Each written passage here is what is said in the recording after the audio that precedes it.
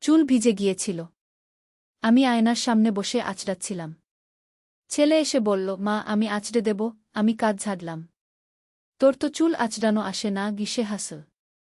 শিখে নেবু। আমার হাত থেকে চিরুনি নিয়ে আস্তে আস্তে চুলে দিল। মা তোমার চুল কত মোলায়েম, বল মুগ্ধ হয়ে। আমি আয়নায় তাকে দেখছিলাম। সে খুব যত্ন করে আঁচড়াচ্ছিল। হঠাৎ চিরুনি রেখে আমার চুলে হাত বুলাতে শুরু করল। কি করছিস? আমি জিজ্ঞেস করলাম। সে বলল, মা তোমার চুলে হাত দিলে আমার কেমন যেন অন্যরকম লাগে। কি তার কণ্ঠস্বর কাঁপছিল। কি রকম লাগে? আমি কৌতূহলী হলাম। সে আমার চুলে নাক ডুবিয়ে দিয়ে বলল, রোমাঞ্চকর। তোমার চুলের গন্ধ আমাকে মাতাল করে দেয়। আমি তাকে সরিয়ে দিতে গেলাম। কিন্তু সে শক্ত করে আমার চুল ধরে রাখল। মা আমি তোমার এই সুন্দর চুল দেখে পাগল হয়ে যাই। বলতে বলতে আমার চুলে চুমু দিল। আমি তোমাকে ভালোবাসি। তুমি আমার স্ত্রী হও। আমি প্রতিদিন তোমার চুল আঁচড়ে দেব। আয়নায় আমাদের প্রতিবিম্ব অদ্ভুত লাগছিল।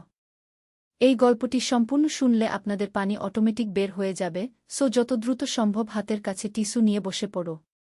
বিছানার চাদর যেন নষ্ট না হয় সেটা সম্পূর্ণ খেয়াল রাখার অনুরোধ জানিয়ে গল্পটি এখন শুরু করব। তার আগে সর্বশেষ অনুরোধ, দয়া করে এমন পানি বের করার গল্প নিয়মিত শুনতে আমাদের চ্যানেলটি সকলেই সাবস্ক্রাইব করুন। ধন্যবাদ। হ্যালো বন্ধুরা, আমার নাম রিমা খান। আমার বয়স ৪১ বছর। আমার স্বামীর নাম তারিক খান, বয়স ৪৬ বছর। আমাদের ২ সন্তান, রিফাত আর তানিয়া। রিফাত ১৮ বছর বয়সী, কলেজে পড়ে। তানিয়া ১১ বছর বয়সী, স্কুলে যায়। আমার জীবনে এমন কিছু ঘটনা ঘটেছে যা আমি কখনো ভাবিনি। যে দিনের কথা বলছি সেদিন সকাল থেকেই আমার মন খারাপ ছিল। রিফাত স্কুল থেকে ফিরে আসার পর আমাকে দেখে বলল, মা তুমি এত চিন্তিত কেন? আমি বললাম, কিছু না বাবা, তোর বাবা গত ৩ দিন ধরে বাসায় আসছে না। কোথায় যায় কে জানে। রিফাত আমার পাশে এসে বসল। মা বাবার ব্যবসায়িক কাজ থাকতে পারে কি? তুই বুঝবি না রিফাত। তোর বাবার আচরণ গত কয়েক মাস ধরে অদ্ভুত। আমার সাথে কথাও বলে না ঠিকমতো। আমি বলতে বলতে কান্নায় ভেঙে পড়লাম। রিফাত আমাকে জড়িয়ে ধরে বলল, মা কাঁদো না। আমি তোমার পাশে আছি না। কি তার স্পর্শে আমার মন শান্ত হল। মা তোমার চুল খুব সুন্দর। আমি আঁচড়ে দিই? আমি মাথা নাড়লাম। রিফাত চিরুনি নিয়ে আমার চুল আঁচড়াতে শুরু করল।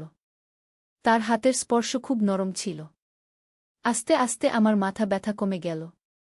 মা তোমার চুল কেমন মোলায়েম। বাবা তো তোমাকে নিয়ে খুশি হওয়ার কথা। রিফাত বল চুল আঁচড়াতে আঁচড়াতে। তুই এসব বুঝবি না রিফাত। বড় হলে বুঝবি। আমি বললাম। আমি এখনই বুঝি মা। তুমি পৃথিবীর সবচেয়ে সুন্দর মা। রিফাত বলে আমার কপালে হাত রাখল। এমন সময় হঠাৎ দরজা খোলার শব্দ হল। তারিক ফিরে এলো। তার চোখমুখে অদ্ভুত ভাব। কি করছো তোরা? সে জিজ্ঞেস করল। আমি মাম্মার চুল আঁচড়াচ্ছিলাম। রিফাত বলল। তারিক কিছু না বলে সোজা ঘরে চলে গেল। আমি রিফাতকে বললাম, যা তোর পড়া করতে বসু। রাতের খাওয়ার সময় আমরা সবাই টেবিলে বসেছিলাম। তারিক খুব কম কথা বলছিল। তানিয়া বলল, বাবা আজ স্কুলে আমাদের পিকনিকের জন্য ফর্ম দিয়েছে। তারিক শুধু এটুকু বলল। আমি বললাম, তারিক মেয়েটার সাথে একটু কথা বলু। আমার মাথা ব্যথা করছে। খেয়ে ঘুমাবো। তারিক বলে উঠে গেল। রিফাত বলল, মা বাবার কি হয়েছে? এভাবে কেন ব্যবহার করছে? আমিও জানি না রিফাত। তোর বাবা আগে এমন ছিল না। আমি দুঃখিত মনে বললাম। রাতে সবাই ঘুমিয়ে যাওয়ার পর আমি বিছানায় শুয়ে চিন্তা করছিলাম। তারিকের এই আচরণের কারণ কি? সে কি অন্য কোনো মেয়ের প্রেমে পড়েছে? এসব ভাবতে ভাবতে আমার ঘুম এলো না। পরদিন সকালে তারিক অফিস চলে গেল। রিফাত কলেজে গেল। তানিয়া স্কুলে গেল। আমি একা বাসায় বসে ভাবছিলাম কি করব। এমন সময় ফোনে রিং হল। আমি তুলতেই একটা মেয়ের গলা শুনতে পেলাম। রিমা আপা? হ্যাঁ, কে বলছো? আমি সুমি। তারিক ভাইয়ের সাথে আমার ফোন কেটে গেল। আমার হাত কাঁপতে লাগল। তাহলে সত্যিই তারিকের অন্য কেউ আছে? আমি ফোনটা নামিয়ে রাখলাম। চোখ দিয়ে পানি পড়তে লাগল। বিকেলে রিফাত কলেজ থেকে ফিরল। আমাকে কাজতে দেখে দৌড়ে এলো। মা কি হয়েছে? আমি তাকে সব বললাম। রিফাত খুব রাগ হল। মা বাবা এমন করতে পারে না। নিশ্চয়ই কোনো ভুল বোঝাবুঝি গি। আমিও তাই ভাবতে চাই রিফাত। কিন্তু তোর বাবার আচরণ গু। আমি আর কথা বলতে পারলাম না। রিফাত আমাকে জড়িয়ে ধরল। মা, তুমি চিন্তা করো না। আমি তোমাকে সব কষ্ট ভুলিয়ে দেবু। তার এই কথা শুনে আমার মনে আশা জাগল। রিফাত সত্যিই খুব ভালো ছেলে। আমার দুঃখে সে দুঃখ পায়। রাতে আবার সেই একই অবস্থা। তারিক এসে খেয়ে ঘুমিয়ে গেল। আমার সাথে কোনো কথা বলল না। আমি বিছানায় শুয়ে চোখের পানি ফেলছিলাম। এমন সময় রিফাত এসে আমার পাশে বসল। মা, ঘুমাওনি? ঘুম আসছে না রিফাত। মা, আমার একটা কথা মনে হচ্ছে, রিফাত বলল। কি কথা? বাবা যদি তোমাকে ছেড়ে চলে যায় তাহলে আমি তোমার দেখাশোনা করব। তুমি চিন্তা করো না আগে। আমি অবাক হয়ে তাকালাম। তুই কি বলছিস রিফাত? আমি বলছি, তুমি দুঃখ করো না মা। আমি তোমার সব যত্ন নেব। তোমাকে কখনো কষ্ট পেতে দেব না গি। রিফাতের এই কথা শুনে আমার মন ভরে গেল। আমি তার মাথায় হাত বুলালাম।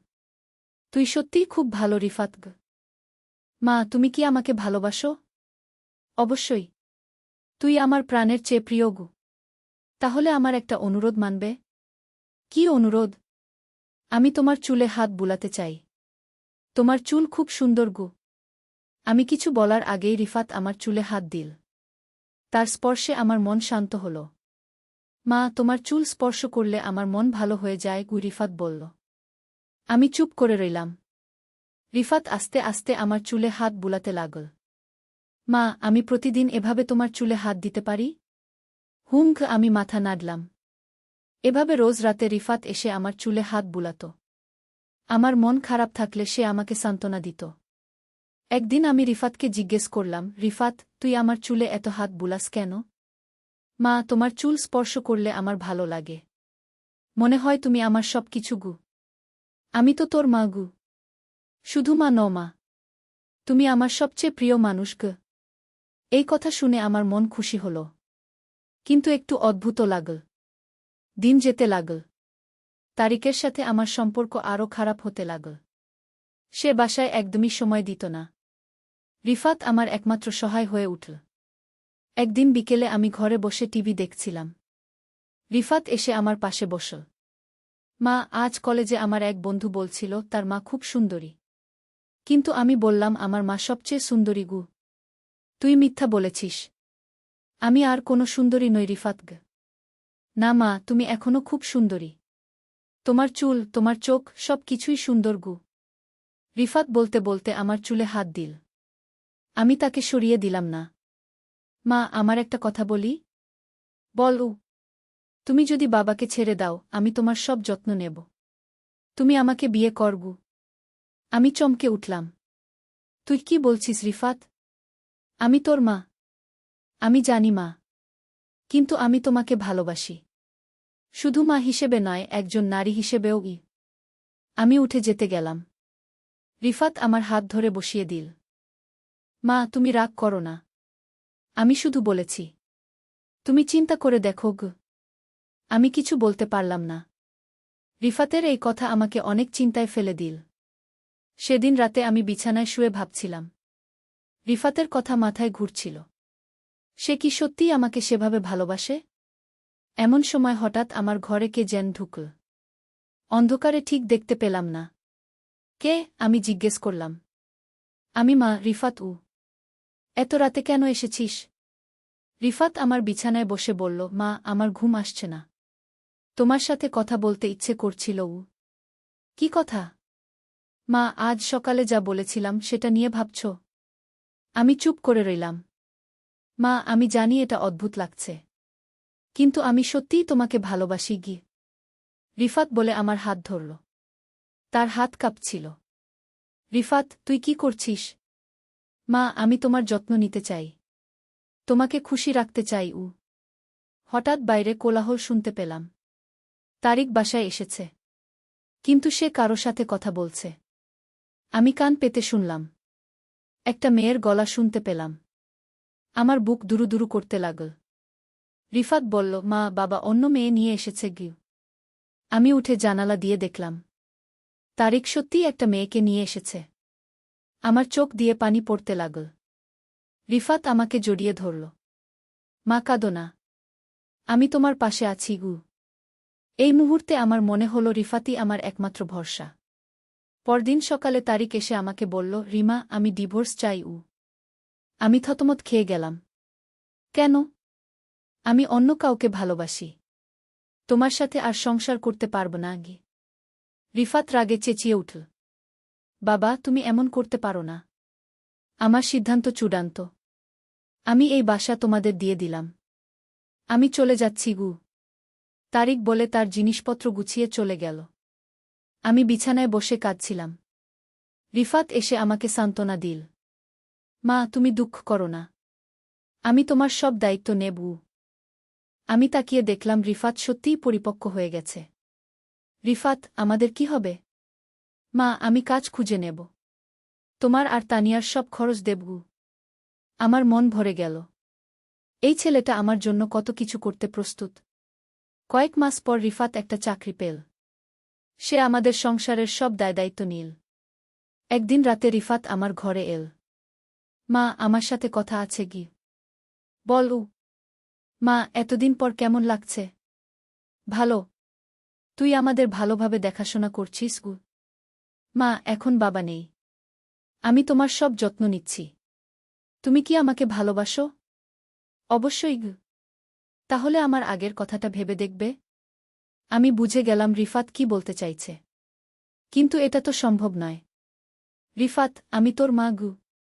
মা, কিন্তু আমি তোমাকে ভালোবাসি। আমি তোমার সুখের জন্য সব করতে পারি। রিফাত বলে আমার কাছে এসে বসল। তার চোখে আকুতি। মা, আমি তোমাকে কখনো কষ্ট দেব না, তোমাকে রানী বানিয়ে রাখব। আমি কিছুক্ষণ ভেবে বললাম, রিফাত, তুই যা বলছিস সেটা সামাজিকভাবে গ্রহণযোগ্য নয় গিয়ে। মা, সমাজ আমাদের কি দিয়েছে? বাবা তোমাকে ছেড়ে চলে গেছে, এখন আমরা শুধু নিজেদের নিয়ে ভাবব গু। আমি আর কিছু বলতে পারলাম না। রিফাতের যুক্তি আমার কাছে অদ্ভুত মনে হল। হঠাৎ করে রিফাত উঠে দাঁড়াল এবং আমার চুলে হাত বুলাতে শুরু করল। মা, তোমার এই সুন্দর চুল গো। কিন্তু এই মুহূর্তে হঠাৎ করে রিফাতের মুখের ভাব পাল্টে গেল। সে যেন হঠাৎ করে কোনো স্মৃতি মনে করল। মা, রিফাত চিৎকার করে উঠল। আমি আমি কি করছিলাম? আমি অবাক হয়ে তাকালাম। রিফাত তার মাথা ধরে বসে পড়ল। মা, আমার মাথায় কেমন যেন অদ্ভুত কিছু চিন্তা আসছিল, কিন্তু এখন মনে পড়ছে গু। রিফাত হঠাৎ করে উঠে দাঁড়িয়ে জানালার দিকে তাকাল। মা, ওই দেখো, বাবা ফিরে এসেছে। আমিও জানালায় গিয়ে দেখলাম তারিক সত্যিই একা একা বাসার দিকে আসছে। রিফাত দৌড়ে নিচে গেল। আমি শুনতে পেলাম তারিক বলছে, রিমা কোথায়? আমি তার কাছে ক্ষমা চাইতে এসেছি। সেই মেয়েটা আমাকে মাদক দিয়ে নিয়ন্ত্রণ করছিল। আমি পুলিশে অভিযোগ করেছি। আমি দৌড়ে নিচে গেলাম। তারিক আমার পায়ে পড়ে বলল, রিমা, আমাকে মাফ করে দাও, আমি ভুল করেছি। আমার চোখ দিয়ে খুশির পানি পড়তে লাগল। আমাদের পরিবার আবার এক হল। রিফাত বলল, মা, আমার মাথায় যে অদ্ভুত চিন্তা আসছিল সেটা নিশ্চয়ই মানসিক চাপের কারণে। এখন বাবা ফিরে এসেছে, সব ঠিক হয়ে যাবে গু। আমি বুঝলাম সত্যিই আমাদের পারিবারিক সমস্যার কারণে রিফাতের মানসিক অবস্থা খারাপ হয়ে গিয়েছিল। পরদিন সকালে আমরা সবাই একসাথে নাশতা করলাম। তানিয়া খুশি হয়ে বলল, বাবা, তুমি আর কোথাও যাবে না তো? তারিক তানিয়ার মাথায় হাত রেখে বলল, না মা, আমি আর কোথাও যাব না। আমি তোমাদের ছেড়ে আর কখনো যাব না গি। রিফাত বলল, বাবা, আপনি এই কয় মাস কোথায় ছিলেন? তারিক দুঃখিত মুখে বলল, বাবা, আমি একটা মেয়ের ফাঁদে পড়েছিলাম। সে আমাকে বিভিন্ন মাদক খাইয়ে নিয়ন্ত্রণ করেছিল। আমার স্বাভাবিক চেতনা ছিল না গি। আমি জিজ্ঞেস করলাম, কিন্তু তুমি হঠাৎ কিভাবে সুস্থ হলে? রিমা, গতকাল হঠাৎ আমার মাথা পরিষ্কার হয়ে গেল। আমি বুঝতে পারলাম আমি কি করেছি। তখনই পুলিশে গিয়ে সবকিছু জানালাম গু। রিফাত বলল, আমারও এরকম হয়েছিল বাবা। গত কয় মাস আমার মাথায় অদ্ভুত চিন্তা আসছিল। মনে হচ্ছিল আমি মাম্মাকে গু। কি? তারিক জিজ্ঞেস করল। কিছু না বাবা, এখন সব ঠিক আছে। রিফাত লজ্জা পেয়ে বলল। আমি ভাবলাম হয়তো সত্যিই কোনো অদৃশ্য শক্তি আমাদের পরিবারকে ভাঙতে চেয়েছিল, কিন্তু আমাদের ভালোবাসা সবকিছু জয় করেছে। কিন্তু আমার মনে একটা কৌতূহল জাগল। রিফাত যে আমার চুলে হাত বুলাত সেটার পেছনে কি আসলেই কোনো অস্বাভাবিক কারণ ছিল? সেদিন বিকেলে আমি একা ঘরে বসে ভাবছিলাম। হঠাৎ তানিয়া এসে বলল, মাম্মা, আমার একটা কথা বলি। বল মা। মাম্মা, গত কয়দিন আমার খুব অদ্ভুত স্বপ্ন হচ্ছিল। মনে হচ্ছিল কেউ যেন আমাদের বাসায় এসে আমাদের মনের ভেতর কিছু ঢুকিয়ে দিচ্ছে গিয়ে। আমি চমকে উঠলাম। কী রকম স্বপ্ন? মাম্মা, আমি স্বপ্নে দেখতাম একটা কালো ছায়া আমাদের বাসায় ঘুরে বেড়াচ্ছে। সে বাবার কানে কিছু বলছে, রিফাত ভাইয়ের কানেও কিছু বলছে গি। আমার গা শিউরে উঠল। তানিয়া, তুই এসব কথা বাবা আর রিফাতকে বলেছিস? না মাম্মা। আমি ভেবেছিলাম এগুলো শুধুই স্বপ্ন। আমি তানিয়াকে বুকে জড়িয়ে নিলাম। তুই ঠিক বলেছিস মা। হয়তো সত্যিই কেউ আমাদের পরিবারের সমস্যা তৈরি করতে চেয়েছিল। সন্ধ্যায় তারিক অফিস থেকে ফিরে এল। রিফাত কলেজ থেকে ফিরল। আমরা সবাই বসল ঘরে। তারিক বলল, আমার একটা কথা বলার আছে। পুলিশ আজ আমাকে জানিয়েছে যে সুমি নামের মেয়েটি একটি জাদুকরী। সে বিভিন্ন পরিবারকে ভাঙার জন্য কালো জাদু ব্যবহার করে গি। রিফাত বলল, কি জাদু? হ্যাঁ। পুলিশ বলেছে সে তার জাদুর মাধ্যমে পরিবারের সদস্যদের মনে নেতিবাচক চিন্তা ঢুকিয়ে দেয়া, যাতে তারা একে অপরের বিরুদ্ধে যায়।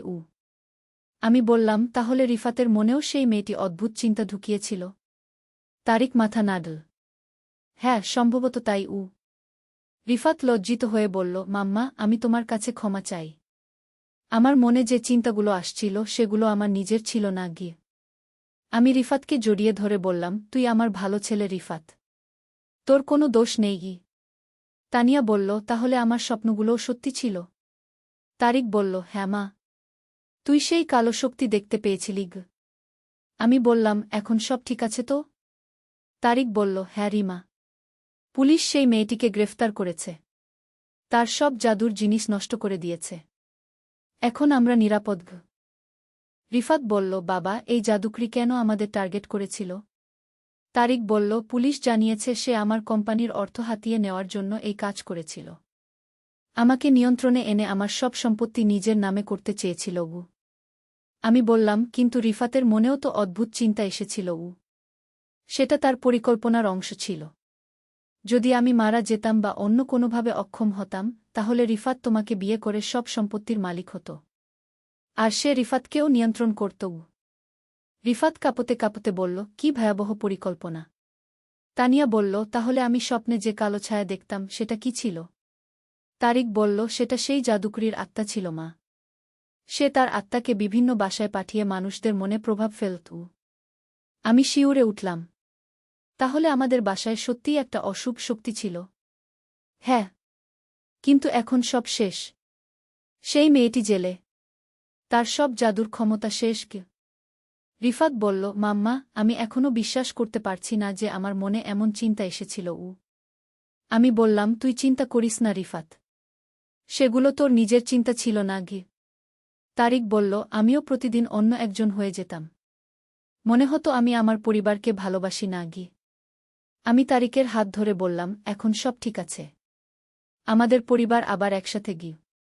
তানিয়া খুশি হয়ে বলল, এখন আর কোনো কালো ছায়া আসবে না তো? তারিক হেসে বলল, না মা। এখন আমরা নিরাপদ গ।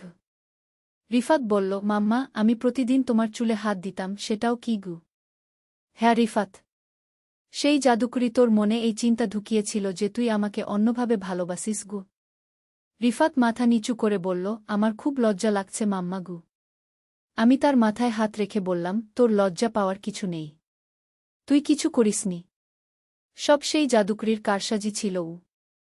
তারিক বলল, পুলিশ আরও জানিয়েছে যে এই জাদুকরী আগেও অনেক পরিবার ভেঙেছে। কিন্তু এবার তার শেষ ক।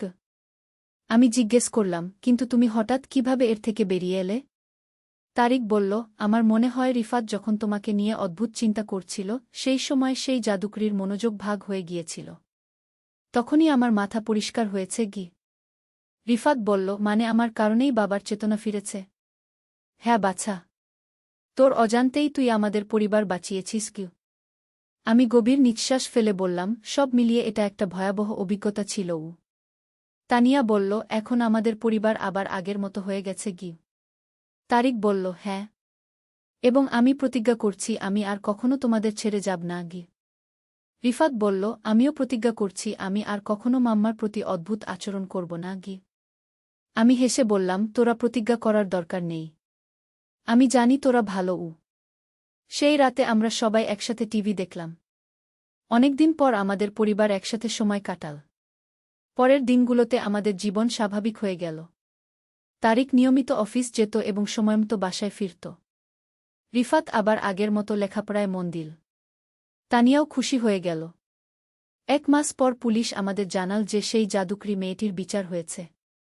তাকে 10 বছরের কারাদণ্ড দেওয়া হয়েছে। তারিক বলল, এবার আমরা সম্পূর্ণ নিরাপদ গ। আমি বললাম, হ্যাঁ। এই ঘটনা আমাদের শিখিয়েছে যে পরিবারের ভালোবাসাই সবথেকে শক্তিশালী গ। রিফাত বলল, মাম্মা, আমি এই ঘটনার জন্য দুঃখিত। আমি বললাম, তুই দুঃখিত হওয়ার কিছু নেই। বরং তোর কারণেই আমরা বুঝতে পেরেছি কি হচ্ছে গি। তানিয়া বলল, আমার স্বপ্নগুলোও সত্যি ছিল। তারিক বলল, হ্যাঁ মা, তুই আমাদের সবাইকে সতর্ক করেছিলি গ। আমি ভাবলাম, আমাদের পরিবারের প্রত্যেকে একভাবে একে অপরকে সাহায্য করেছে। আমাদের ঐক্য আমাদের রক্ষা করেছে। আজ 2 বছর পর আমরা সবাই ভালো আছি। রিফাত বিশ্ববিদ্যালয়ে ভর্তি হয়েছে। তানিয়া ক্লাস 7-এ উঠেছে। তারিক আর আমার সম্পর্ক আগের চেয়েও ভালো। কখনো কখনো আমি ভাবি, যদি আমরা একে অপরকে বিশ্বাস না করতাম তাহলে কি হতো? হয়তো আমাদের পরিবার ভেঙে যেত। কিন্তু আমাদের ভালোবাসা সব জয় করেছে।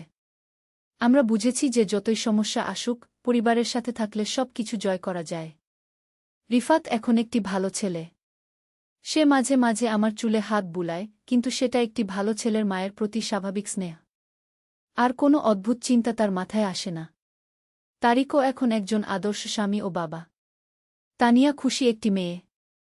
আমি মনে করি এই ঘটনা আমাদের আরও কাছে এনেছে। আমরা এখন একে অপরকে আরও বেশি ভালোবাসি এবং বুঝি। আমাদের এই গল্প অন্যদের শেখাতে পারে যে পারিবারিক বন্ধন কতটা শক্তিশালী। যখন বাইরের কোনো শক্তি আমাদের ক্ষতি করতে চায়, তখন পরিবারের সদস্যদের একসাথে থাকা এবং একে অপরকে বিশ্বাস করা খুবই গুরুত্বপূর্ণ। আমি আশা করি আমাদের মতো আর কোনো পরিবারকে এমন ভয়াবহ অভিজ্ঞতার মধ্য দিয়ে যেতে হবে না। কিন্তু যদি কেউ এমন পরিস্থিতিতে পড়ে, তাহলে তারা যেন মনে রাখে, পরিবারের ভালোবাসা সবথেকে বড় শক্তি। এই গল্পের শেষে আমি বলতে চাই, আমাদের সবার উচিত নিজেদের পরিবারকে ভালোবাসা এবং যত্ন করা। কারণ পরিবারই আমাদের সবচেয়ে বড় সম্পদ। সকালে ঘুম থেকে উঠে দেখি ড্রেসিং টেবিলে নতুন সোনার চেইন রাখা। আমি চমকে গিয়ে ছেলেকে জিজ্ঞেস করলাম, এটা কার? সে হেসে বলল, তোমার। আমার বুয়ের জন্য কিনেছি। আমি অবাক হয়ে বললাম, বু মানে? সে আমার কাছে এসে চেইনটা হাতে নিয়ে বলল, মা, আমি তোমাকে আমার বউ হিসেবে দেখি। তুমি এত সুন্দর, এত যত্নশীল।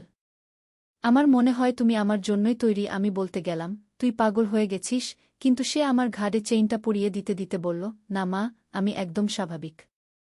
আমি তোমাকে ভালোবাসি। একজন পুরুষ যেভাবে নারীকে ভালোবাসে। আয়নায় দেখলাম চেইনটা আমার গলায় কত সুন্দর লাগছে। সে আমার পিছনে দাঁড়িয়ে বলল, দেখো কত সুন্দর লাগছে। আমি তোমাকে আরও অনেক গহনা কিনে দেব। আমি জিজ্ঞেস করলাম, কেন? সে আমার কাঁধে হাত রেখে বলল, কারণ তুমি আমার স্ত্রী হবে। আমি চাই তুমি সবসময় সুন্দর থাকো। আয়নায় আমাদের প্রতিবিম্ব দেখে মনে হলো যেন সত্যিই কোনো দম্পতি। সে আমার কানে ফিসফিস করে বলল, মা, আমি তোমাকে বিয়ে করতে চাই। সোনার চেইনের ঠান্ডা স্পর্শ আমার গলায় অনুভব করলাম।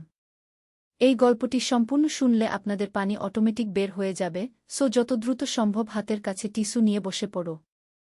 বিছানার চাদর যেন নষ্ট না হয় সেটা সম্পূর্ণ খেয়াল রাখার অনুরোধ জানিয়ে গল্পটি এখন শুরু করব। তার আগে সর্বশেষ অনুরোধ, দয়া করে এমন পানি বের করার গল্প নিয়মিত শুনতে আমাদের চ্যানেলটি সকলেই সাবস্ক্রাইব করুন। ধন্যবাদ। হ্যালো বন্ধুরা, আমার নাম মিতালি দাস। আমার বয়স 43 বছর। আমার স্বামীর নাম সুভাষ দাস, বয়স 46 বছর। আমাদের 2 সন্তান, রিয়াদ আর পূর্ণিমা। রিয়াদ 21 বছর বয়সী, ইউনিভার্সিটিতে পড়ে। পূর্ণিমা 14 বছর বয়সী, স্কুলে যায়।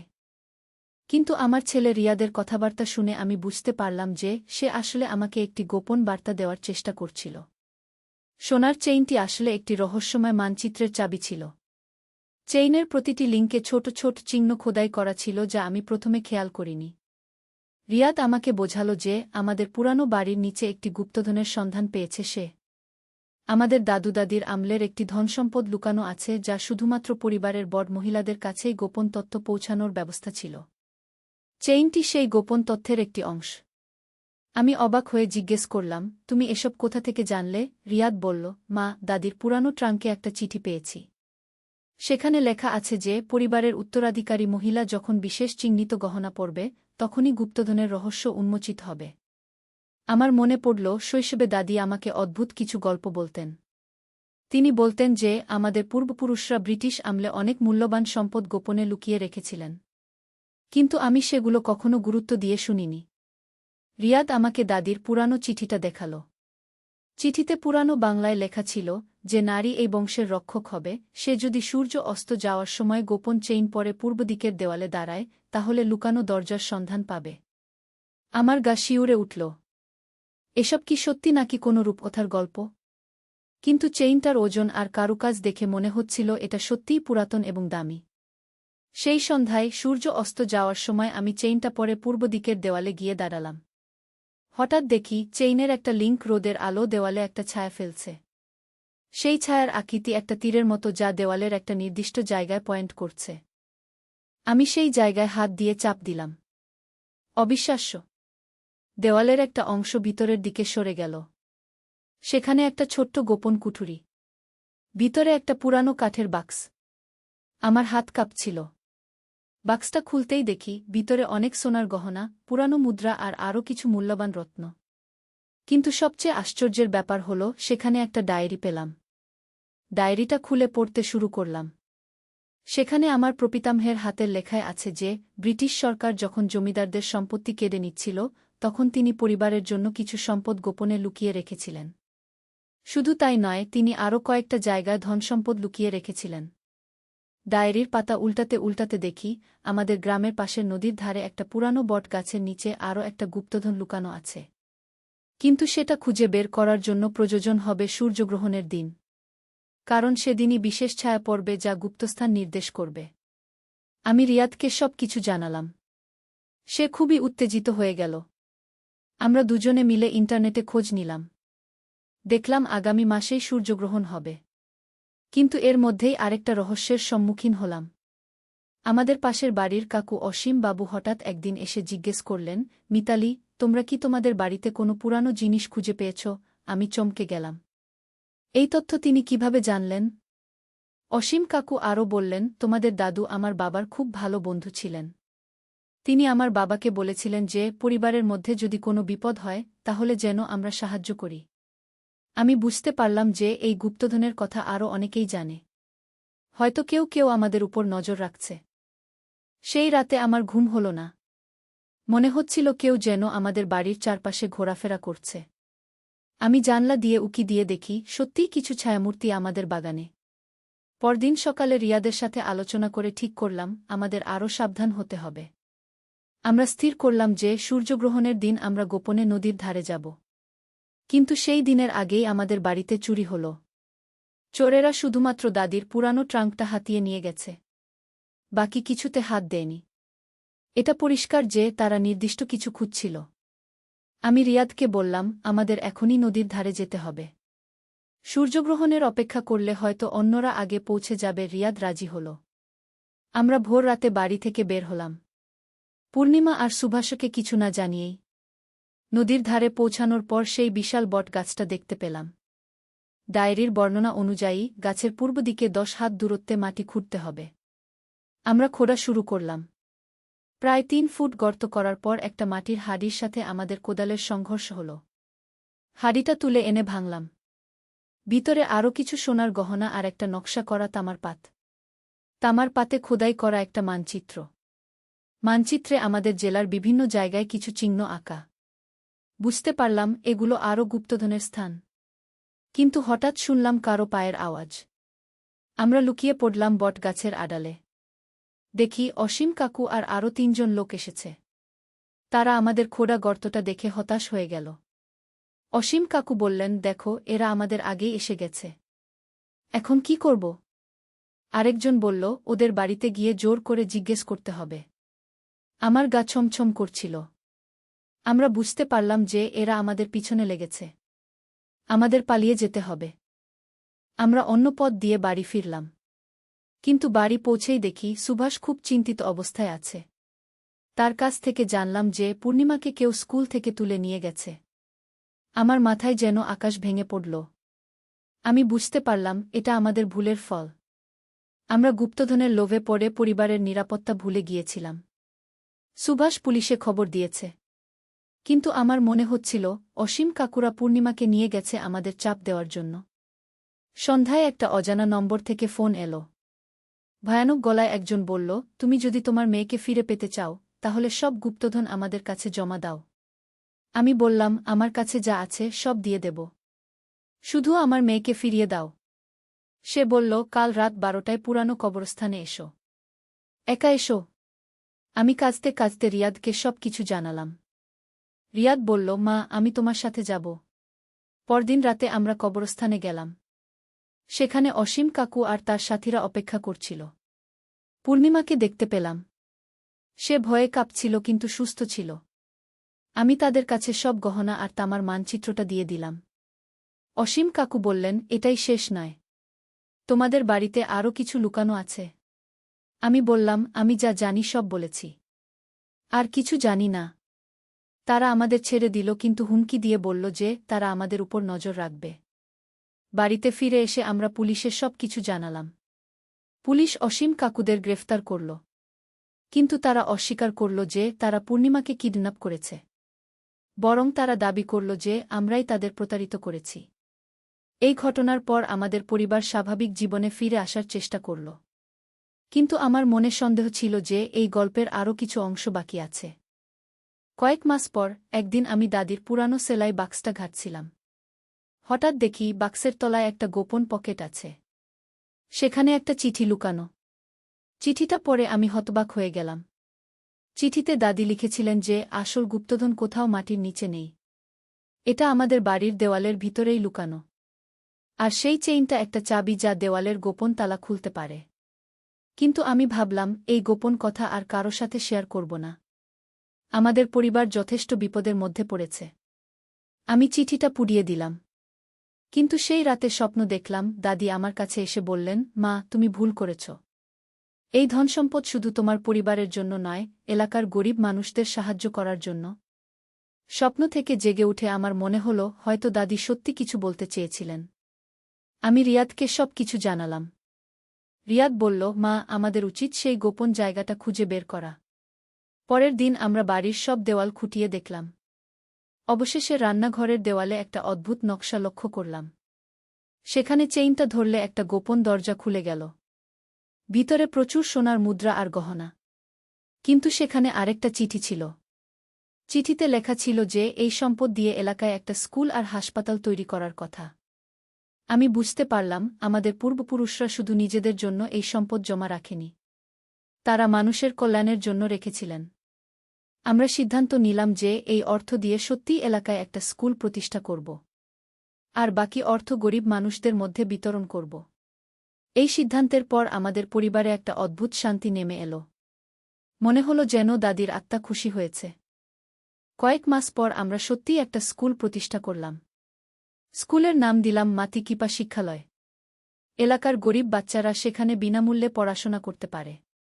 আজকে যখন সেই স্কুলের বাচ্চাদের হাসিমুখ দেখি তখন বুঝতে পারি যে আমাদের এই অ্যাডভেঞ্চার সত্যিই সফল হয়েছে। আমরা শুধু গুপ্তধনের মালিক হইনি, বরং মানুষের মনে একটা বিশেষ জায়গা করে নিয়েছি। রিয়াদ এখন স্কুলে শিক্ষকতা করে। পূর্ণিমা সেই স্কুলেই পড়ে। আর আমি স্কুলের পরিচালনার দায়িত্ব পালন করি। অসীম কাকুরা জেল থেকে ছাড়া পেয়েছে। কিন্তু তারা এখন আমাদের কাছে ক্ষমা চেয়েছে। আমরাও তাদের ক্ষমা করে দিয়েছি। আসল সত্য হল, গুপ্তধন খুঁজতে গিয়ে আমরা আসল ধন খুঁজে পেয়েছি, সেটা হলো মানুষের ভালোবাসা আর সম্মান। আর সেই সোনার চেইনটা, সেটা এখন স্কুলের মিউজিয়ামে রাখা আছে। বাচ্চারা সেটা দেখে আমাদের পরিবারের এই রোমাঞ্চকর ইতিহাস সম্পর্কে জানতে পারে। কিন্তু আমাদের অ্যাডভেঞ্চার এখানেই শেষ হয়নি। কয়েক মাস আগে আরেকটা অদ্ভুত ঘটনা ঘটল। আমাদের স্কুলে একটা নতুন শিক্ষিকা যোগ দিলেন। তার নাম রুবিনা খাতুন। তিনি খুবই রহস্যময় একজন মহিলা। একদিন রুবিনা আপা আমার কাছে এসে বললেন, মিতালি আপা, আমি আপনাদের পরিবারের ইতিহাস সম্পর্কে কিছু জানি। আপনারা যে গুপ্তধন খুঁজে পেয়েছেন সেটা আসলে একটা বিশাল ধনভাণ্ডারের একটা ছোট্ট অংশ মাত্র। আমি চমকে গেলাম। তিনি কিভাবে এসব জানেন? রুবিনা আপা বললেন, আমার দাদা ছিলেন আপনাদের প্রপিতামহের বন্ধু। তিনি আমাকে বলেছিলেন যে আরও অনেক জায়গায় ধনসম্পদ লুকানো আছে। তিনি আমাকে একটা পুরানো নকশা দেখালেন। সেখানে আমাদের জেলার বিভিন্ন প্রত্নতাত্ত্বিক স্থানের ছবি আঁকা। তিনি বললেন, এই জায়গাগুলোতে আপনাদের পূর্বপুরুষরা মূল্যবান জিনিস লুকিয়ে রেখেছিলেন। কিন্তু সেগুলো উদ্ধার করতে হলে বিশেষ কিছু শর্ত পূরণ করতে হবে। আমি জিজ্ঞেস করলাম, কী ধরনের শর্ত? তিনি বললেন, প্রতিটি জায়গায় একটা করে ধাঁধা লুকানো আছে। সেই ধাঁধার সমাধান করতে পারলেই গুপ্তধন মিলবে। রিয়াদ খুবই উৎসাহিত হয়ে গেল। সে বলল, মা, আমাদের এই চ্যালেঞ্জ নেওয়া উচিত। কিন্তু আমার মনে পড়ল আগের বিপদের কথা। আমি বললাম, না রিয়াদ, আমরা আর এই ধরনের ঝুঁকি নেব না। কিন্তু রুবিনা আপা বললেন, আপনাদের চিন্তা করার দরকার নেই। এবার আমি সব ব্যবস্থা করে দেব।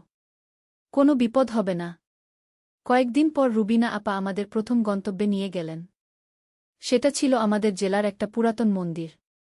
মন্দিরের দেওয়ালে অনেক কারুকাজ আর লিপি খোদাই করা। রুবিনা আপা বললেন, এই লিপিগুলো একটা ধাঁধা। এগুলোর সঠিক অর্থ বের করতে পারলে পরবর্তী সূত্র পাবেন। আমি লিপিগুলো মনোযোগ দিয়ে দেখলাম। দেখতে পেলাম এগুলো সংস্কৃত ভাষায় লেখা। কিন্তু কিছু অক্ষর অদ্ভুতভাবে সাজানো।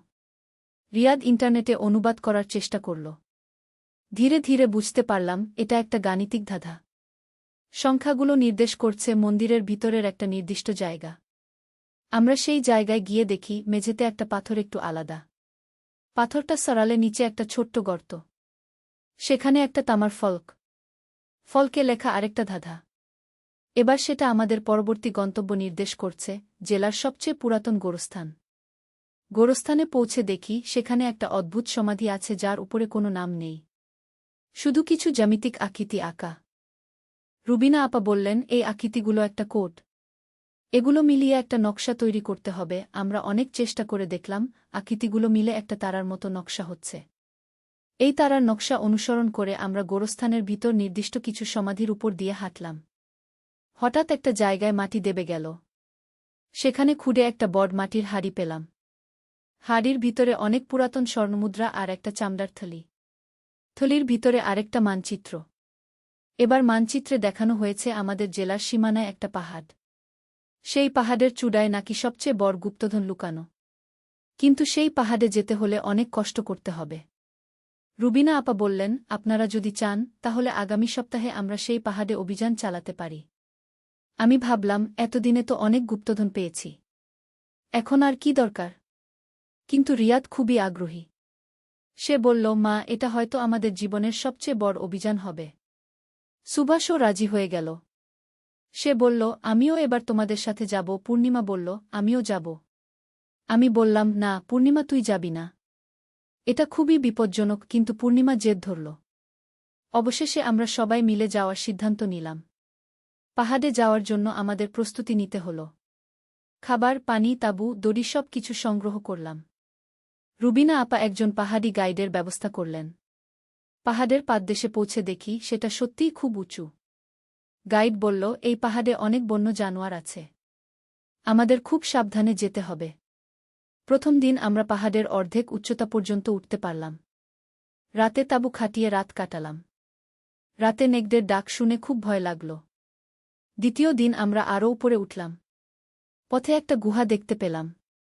গুহার মুখে পুরাতন কিছু চিহ্ন আঁকা। রুবিনা আপা বললেন, মনে হচ্ছে এটাও আমাদের খোঁজার অংশ। আমরা গুহার ভিতরে ঢুকলাম। গুহার গভীরে একটা প্রাকৃতিক কুয়া। কুয়ার পানিতে কিছু একটা চিকচিক করছিল। গাইড দড়ি দিয়ে নেমে দেখে এল। সে উঠে এসে বলল, নিচে অনেক সোনার পাত্র পড়ে আছে। আমরা সবাই মিলে সেই পাত্রগুলো তুললাম।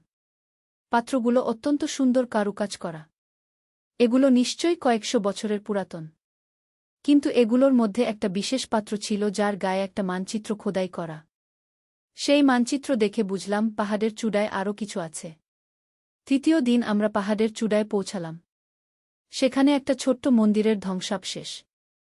মন্দিরের গর্ভগৃহে একটা বিশাল পাথরের মূর্তি। মূর্তির পাদদেশে একটা গোপন কুঠুরি। সেখানে এত সোনারূপার গহনা যে আমাদের চোখ ধাঁধিয়ে গেল। একটা সম্পদ আমরা কখনো কল্পনাও করিনি।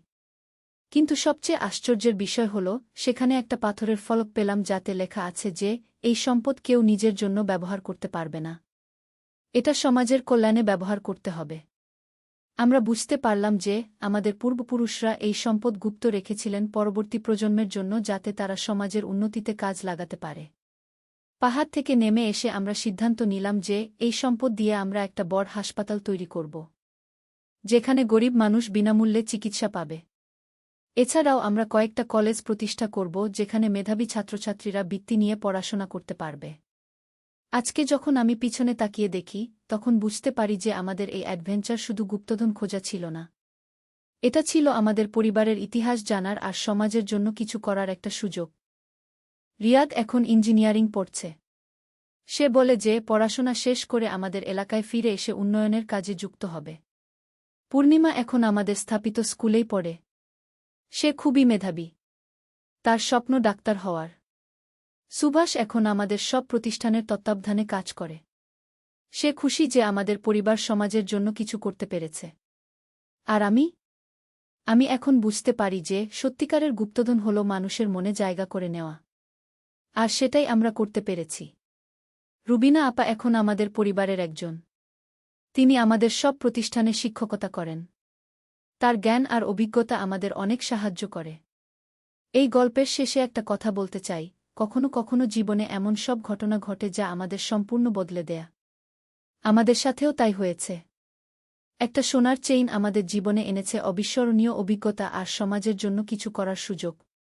আমার এই গল্প শুনে যদি কেউ অনুপ্রাণিত হন নিজের পূর্বপুরুষদের ইতিহাস জানতে বা সমাজের জন্য কিছু করতে, তাহলেই আমার গল্প বলার সার্থকতা। সাবের ইবনে মুহাম্মদের গল্প। একজন মুজাহিদের জীবন কাহিনী। প্রথম অধ্যায়, সূচনা। মদিনার প্রান্তে একটি ছোট গ্রামে বাস করত সাবের ইবনে মুহাম্মদ। তার বয়স তখন মাত্র 18 বছর। পিতা ছিলেন একজন কৃষক, মা ছিলেন ধর্মপ্রাণ মুসলিম নারী। প্রতিদিন ফজরের আয়ানের সাথে সাথে সাবের জেগে উঠত এবং পিতার সাথে মাঠে কাজ করতে যেত। সেই সময়ে মুসলমানদের উপর শত্রুরা ক্রমাগত আক্রমণ চালাচ্ছিল। রোমান সাম্রাজ্যের সৈন্যরা মুসলিম ভূমিতে নির্যাতন চালাত। প্রতিদিন খবর আসত কোনো না কোনো মুসলিম গ্রামে আক্রমণের। সাবেরের হৃদয়ে প্রতিদিন ক্ষোভ জমছিল। একদিন সকালে সাবের তার পিতার কাছে গেল। আব্বু, আমি আর এভাবে থাকতে পারছি না। প্রতিদিন আমাদের ভাইবোনেরা নির্যাতিত হচ্ছে। আমি জিহাদে যেতে চাই। পিতা দীর্ঘ নিঃশ্বাস ফেলে বললেন, বেটা, জিহাদ শুধু তরবারি দিয়ে হয় না। প্রথমে নিজের নফসের বিরুদ্ধে জিহাদ করতে হয়। সাবের বুঝতে পারল না পিতার কথার অর্থ। কিন্তু পিতার কথায় তার মনে গভীর প্রভাব পড়ল। দ্বিতীয় অধ্যায়, শিক্ষা ও প্রস্তুতি। পিতার পরামর্শে সাবের গ্রামের ইমাম আবু বকর রহমাতুল্লাহি আলাইহির কাছে যেত। ইমাম সাহেব একজন হাফেজে কুরআন ছিলেন এবং হাদিসের বিশাল জ্ঞান ছিল। সাবের, তুমি জিহাদে যেতে চাও? ইমাম সাহেব জিজ্ঞাসা করলেন। জি উস্তাদ, আমি মুসলমানদের সাহায্য করতে চাই। তাহলে প্রথমে কুরআন শরীফ থেকে জিহাদের আসল অর্থ বুঝো। জিহাদ মানে শুধু যুদ্ধ নয়, জিহাদ মানে আল্লাহর রাস্তায় সর্বোচ্চ চেষ্টা করা। পরবর্তী 6 মাস সাবের ইমাম সাহেবের কাছে কুরআন ও হাদিস পড়ল। সে জানতে পারল যে রাসূলুল্লাহ সাল্লাল্লাহু আলাইহি ওয়াসাল্লাম বলেছেন, সর্বোত্তম জিহাদ হল নিজের নফসের বিরুদ্ধে জিহাদ। সাবের বুঝতে শুরু করল যে প্রকৃত মুজাহিদ হতে হলে প্রথমে নিজেকে পরিশুদ্ধ করতে হবে। সে নিয়মিত নামাজ, রোজা এবং জিকিরাজকারে মনোযোগী হল। তৃতীয় অধ্যায়, প্রথম পরীক্ষা। একদিন সন্ধ্যায় গ্রামে খবর এল যে রোমান সৈন্যরা পার্শ্ববর্তী গ্রামে আক্রমণ করেছে।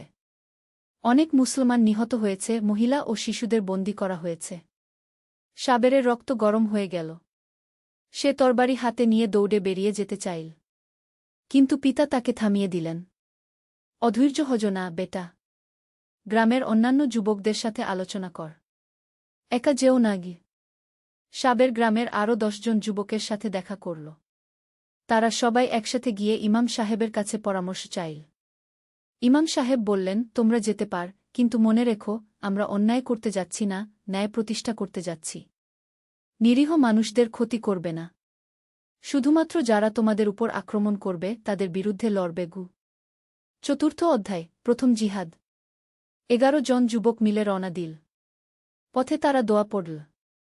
রব্বানা আতিনা ফিদ দুনিয়া হাসানাতাও ওয়া ফিল আখিরাতি হাসানাতাও ওয়া কিনা আয়াবান্নার গু। হে আমাদের রব, আমাদের দুনিয়াতে কল্যাণ দিন, আখিরাতেও কল্যাণ দিন এবং জাহান্নামের আয়াব থেকে রক্ষা করুন। তারা যখন গ্রামে পৌঁছল, দেখল রোমান সৈন্যরা ইতিমধ্যে চলে গেছে, কিন্তু পিছনে রেখে গেছে ধ্বংসজ্ঞ। অনেক ঘরবাড়ি পুড়ে গেছে, মানুষ আহত। সাবের প্রথমে হতাশ হল যে তারা শত্রুদের মুখোমুখি হতে পারল না, কিন্তু তারপর সে এবং তার সাথীরা আহতদের সেবা করতে শুরু করল। একজন বৃদ্ধ মানুষ সাবেরের হাত ধরে কান্নাভরা কণ্ঠে বলল, বেটা, তোমরা এসেছ আমাদের সাহায্য করতে। এটাও তো জিহাদ। সাবের তখন বুঝতে পারল যে জিহাদের আরেকটি রূপ হল মানুষের সেবা করা। পঞ্চম অধ্যায়, দ্বিতীয় আক্রমণ। ৩ সপ্তাহ পর আবার খবর এল যে একটি বড় রোমান বাহিনী মুসলিম অঞ্চলে প্রবেশ করেছে। এবার তারা সরাসরি মদিনার দিকে আসছে। এবার শুধু গ্রামের যুবকরা নয়, পুরো অঞ্চল থেকে মুজাহিদরা একত্রিত হল। সাবের দেখল যে একটি সুসংগঠিত ইসলামী বাহিনী গড়ে উঠেছে। বাহিনীর আমির ছিলেন মুসা ইবনে ইয়াকুব, একজন অভিজ্ঞ যোদ্ধা এবং আলেম। তিনি সবাইকে ডেকে বললেন, ভাইয়েরা, আমরা আল্লাহর রাস্তায় লড়তে যাচ্ছি। মনে রেখো, আমাদের উদ্দেশ্য হবে শুধুমাত্র আল্লাহর সন্তুষ্টি অর্জন। আমরা লড়ব ন্যায়ের পক্ষে, অন্যায়ের বিপক্ষে। কোনো নিরীহ মানুষের ক্ষতি করব না, কোন ধর্মীয় স্থানে আক্রমণ করব না। ষষ্ঠ অধ্যায়, মুখোমুখি সংঘর্ষ। সূর্য ওঠার সাথে সাথে দুই বাহিনী মুখোমুখি হল। সাবেরের হৃদয় দ্রুত স্পন্দিত হচ্ছিল। সে লা হাওলা ওয়ালা কুওয়াতা ইল্লা বিল্লাহ কি পড়তে শুরু করল। যুদ্ধ শুরু হল। সাবের দেখল যে মুসলিম বাহিনী অত্যন্ত শৃঙ্খলার সাথে লড়ছে। কেউ পিছু হটছে না, আবার কেউ অন্যায়ভাবে অগ্রসর হচ্ছে না। যুদ্ধের এক পর্যায়ে একজন রোমান সৈনিক সাবেরের উপর আক্রমণ করল। সাবের আত্মরক্ষায় তরবারি ব্যবহার করল। যুদ্ধ চলাকালে সে দেখল একজন রোমান সৈনিক আহত হয়ে মাটিতে পড়ে আছে এবং পানির জন্য কাতরাচ্ছে। সাবের প্রথমে দ্বিধায় পড়ল, এ তো শত্রু। কিন্তু তারপর রাসূলুল্লাহ সাল্লাল্লাহু আলাইহি ওয়াসাল্লামের হাদিস মনে পড়ল, যেখানে বলা হয়েছে আহতদের সাহায্য করতে। সাবের তার পানির পাত্র থেকে সেই আহত রোমান সৈনিকের মুখে পানি ঢেলে দিল। সপ্তম অধ্যায়, বিজয় ও পরাজয়ের পরে। যুদ্ধ শেষে মুসলিম বাহিনী বিজয়ী হল। কিন্তু সাবের দেখল যে কোনো উল্লাস নেই। কারণ অনেক সাহাবী শহীদ হয়েছেন, আবার শত্রুপক্ষেরও অনেকে নিহত হয়েছে। আমির মুসা ইবনে ইয়াকুব সবাইকে ডেকে বললেন, আল্লাহ আমাদের বিজয় দান করেছেন। কিন্তু মনে রেখো, এটি আমাদের বীরত্বের কারণে নয়, আল্লাহর রহমতের কারণে। আমরা গর্ব করব না, বরং আল্লাহর কাছে শুকরিয়া আদায় করব। সাবের দেখল যে বিজয়ী মুসলিম সৈন্যরা বন্দীদের সাথে ভালো ব্যবহার করছে। তাদের খাবার দেওয়া হচ্ছে, চিকিৎসার ব্যবস্থা করা হচ্ছে। একজন রোমান বন্দী সাবেরকে চিনতে পারল, যে তাকে পানি দিয়েছিল। সে বলল, তুমি শত্রু হয়েও আমাকে সাহায্য করলে কেন? সাবের উত্তর দিল, কারণ আমার ধর্ম আমাকে এটাই শিখিয়েছে। আমরা মানুষের সাথে যুদ্ধ করি, মানবতার সাথে নয়। অষ্টম অধ্যায়, ঘরে ফেরা। যুদ্ধ শেষে সাবের গ্রামে ফিরে এল। কিন্তু সে আর আগের সেই সাবের নেই। যুদ্ধ তার মধ্যে গভীর পরিবর্তন এনেছে। পিতামাতা তাকে স্বাগতম জানালেন। মা কান্নায় ভেঙে পড়লেন। পিতা বুকে টেনে নিলেন। আব্বু, এখন আমি বুঝতে পারছি আপনার কথার অর্থ। জিহাদ শুধু তরবারি দিয়ে হয় না। জিহাদ হয় প্রতিটি ক্ষেত্রে আল্লাহর সন্তুষ্টি অর্জনের চেষ্টার মাধ্যমে। পিতা মুস্কি হেসে বললেন, এখন তুমি প্রকৃত মুজাহিদ হয়েছ, বেটা। নবম অধ্যায়, নতুন জীবনের শুরু। যুদ্ধ থেকে ফিরে সাবের নিজের জীবনে অনেক পরিবর্তন আন। সে আগের মতোই পিতার সাথে কৃষিকাজ করত, কিন্তু এখন সে গরিব ও অসহায়দের সাহায্য করার দিকেও মনোযোগ দিত। সে গ্রামে একটি ছোট মক্তব প্রতিষ্ঠা করল, যেখানে দরিদ্র শিশুদের বিনামূল্যে শিক্ষা দিত। ইমাম সাহেব তাকে সাহায্য করতেন। একদিন ইমাম সাহেব বললেন, সাবের, তুমি বিয়ে করার কথা ভাবছ? সাবের লজ্জা পেল।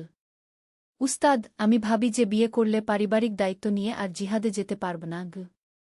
না বেটা, পারিবারিক জীবনও একটি জিহাদ। স্ত্রী ও সন্তানদের যথাযথভাবে লালনপালন করাও আল্লাহর রাস্তায় জিহাদ। দশম অধ্যায়, আয়শার সাথে বিবাহ। ইমাম সাহেবের পরামর্শে সাবের বিয়ে করল আয়শা নামের এক ধর্মপ্রাণ মেয়েকে। আয়শা ছিল একজন হাফেজা এবং অত্যন্ত জ্ঞানী। বিয়ের পর সাবের বুঝতে পারল যে ইমাম সাহেব ঠিকই বলেছিলেন। পারিবারিক জীবন পরিচালনা করাও একটি বড় জিহাদ। প্রতিদিন স্ত্রীর যত্ন নেওয়া, তার সাথে ভালো ব্যবহার করা, পরিবারের প্রয়োজন মেটানো, এসবই আল্লাহর ইবাদত। আয়েশা সাবেরকে সর্বক্ষেত্রে সাহায্য করত। সে মহিলাদের কুরআন শিক্ষা দিত এবং সাবেরের মক্তবের কাজেও সহায়তা করত। 1 বছর পর তাদের একটি পুত্র সন্তান হল। তার নাম রাখা হল আব্দুল্লাহ। একাদশ অধ্যায়, নতুন চ্যালেঞ্জ। ছেলের জন্মের 2 বছর পর আবার সাবেরের কাছে জিহাদে যাবার আহ্বান এল।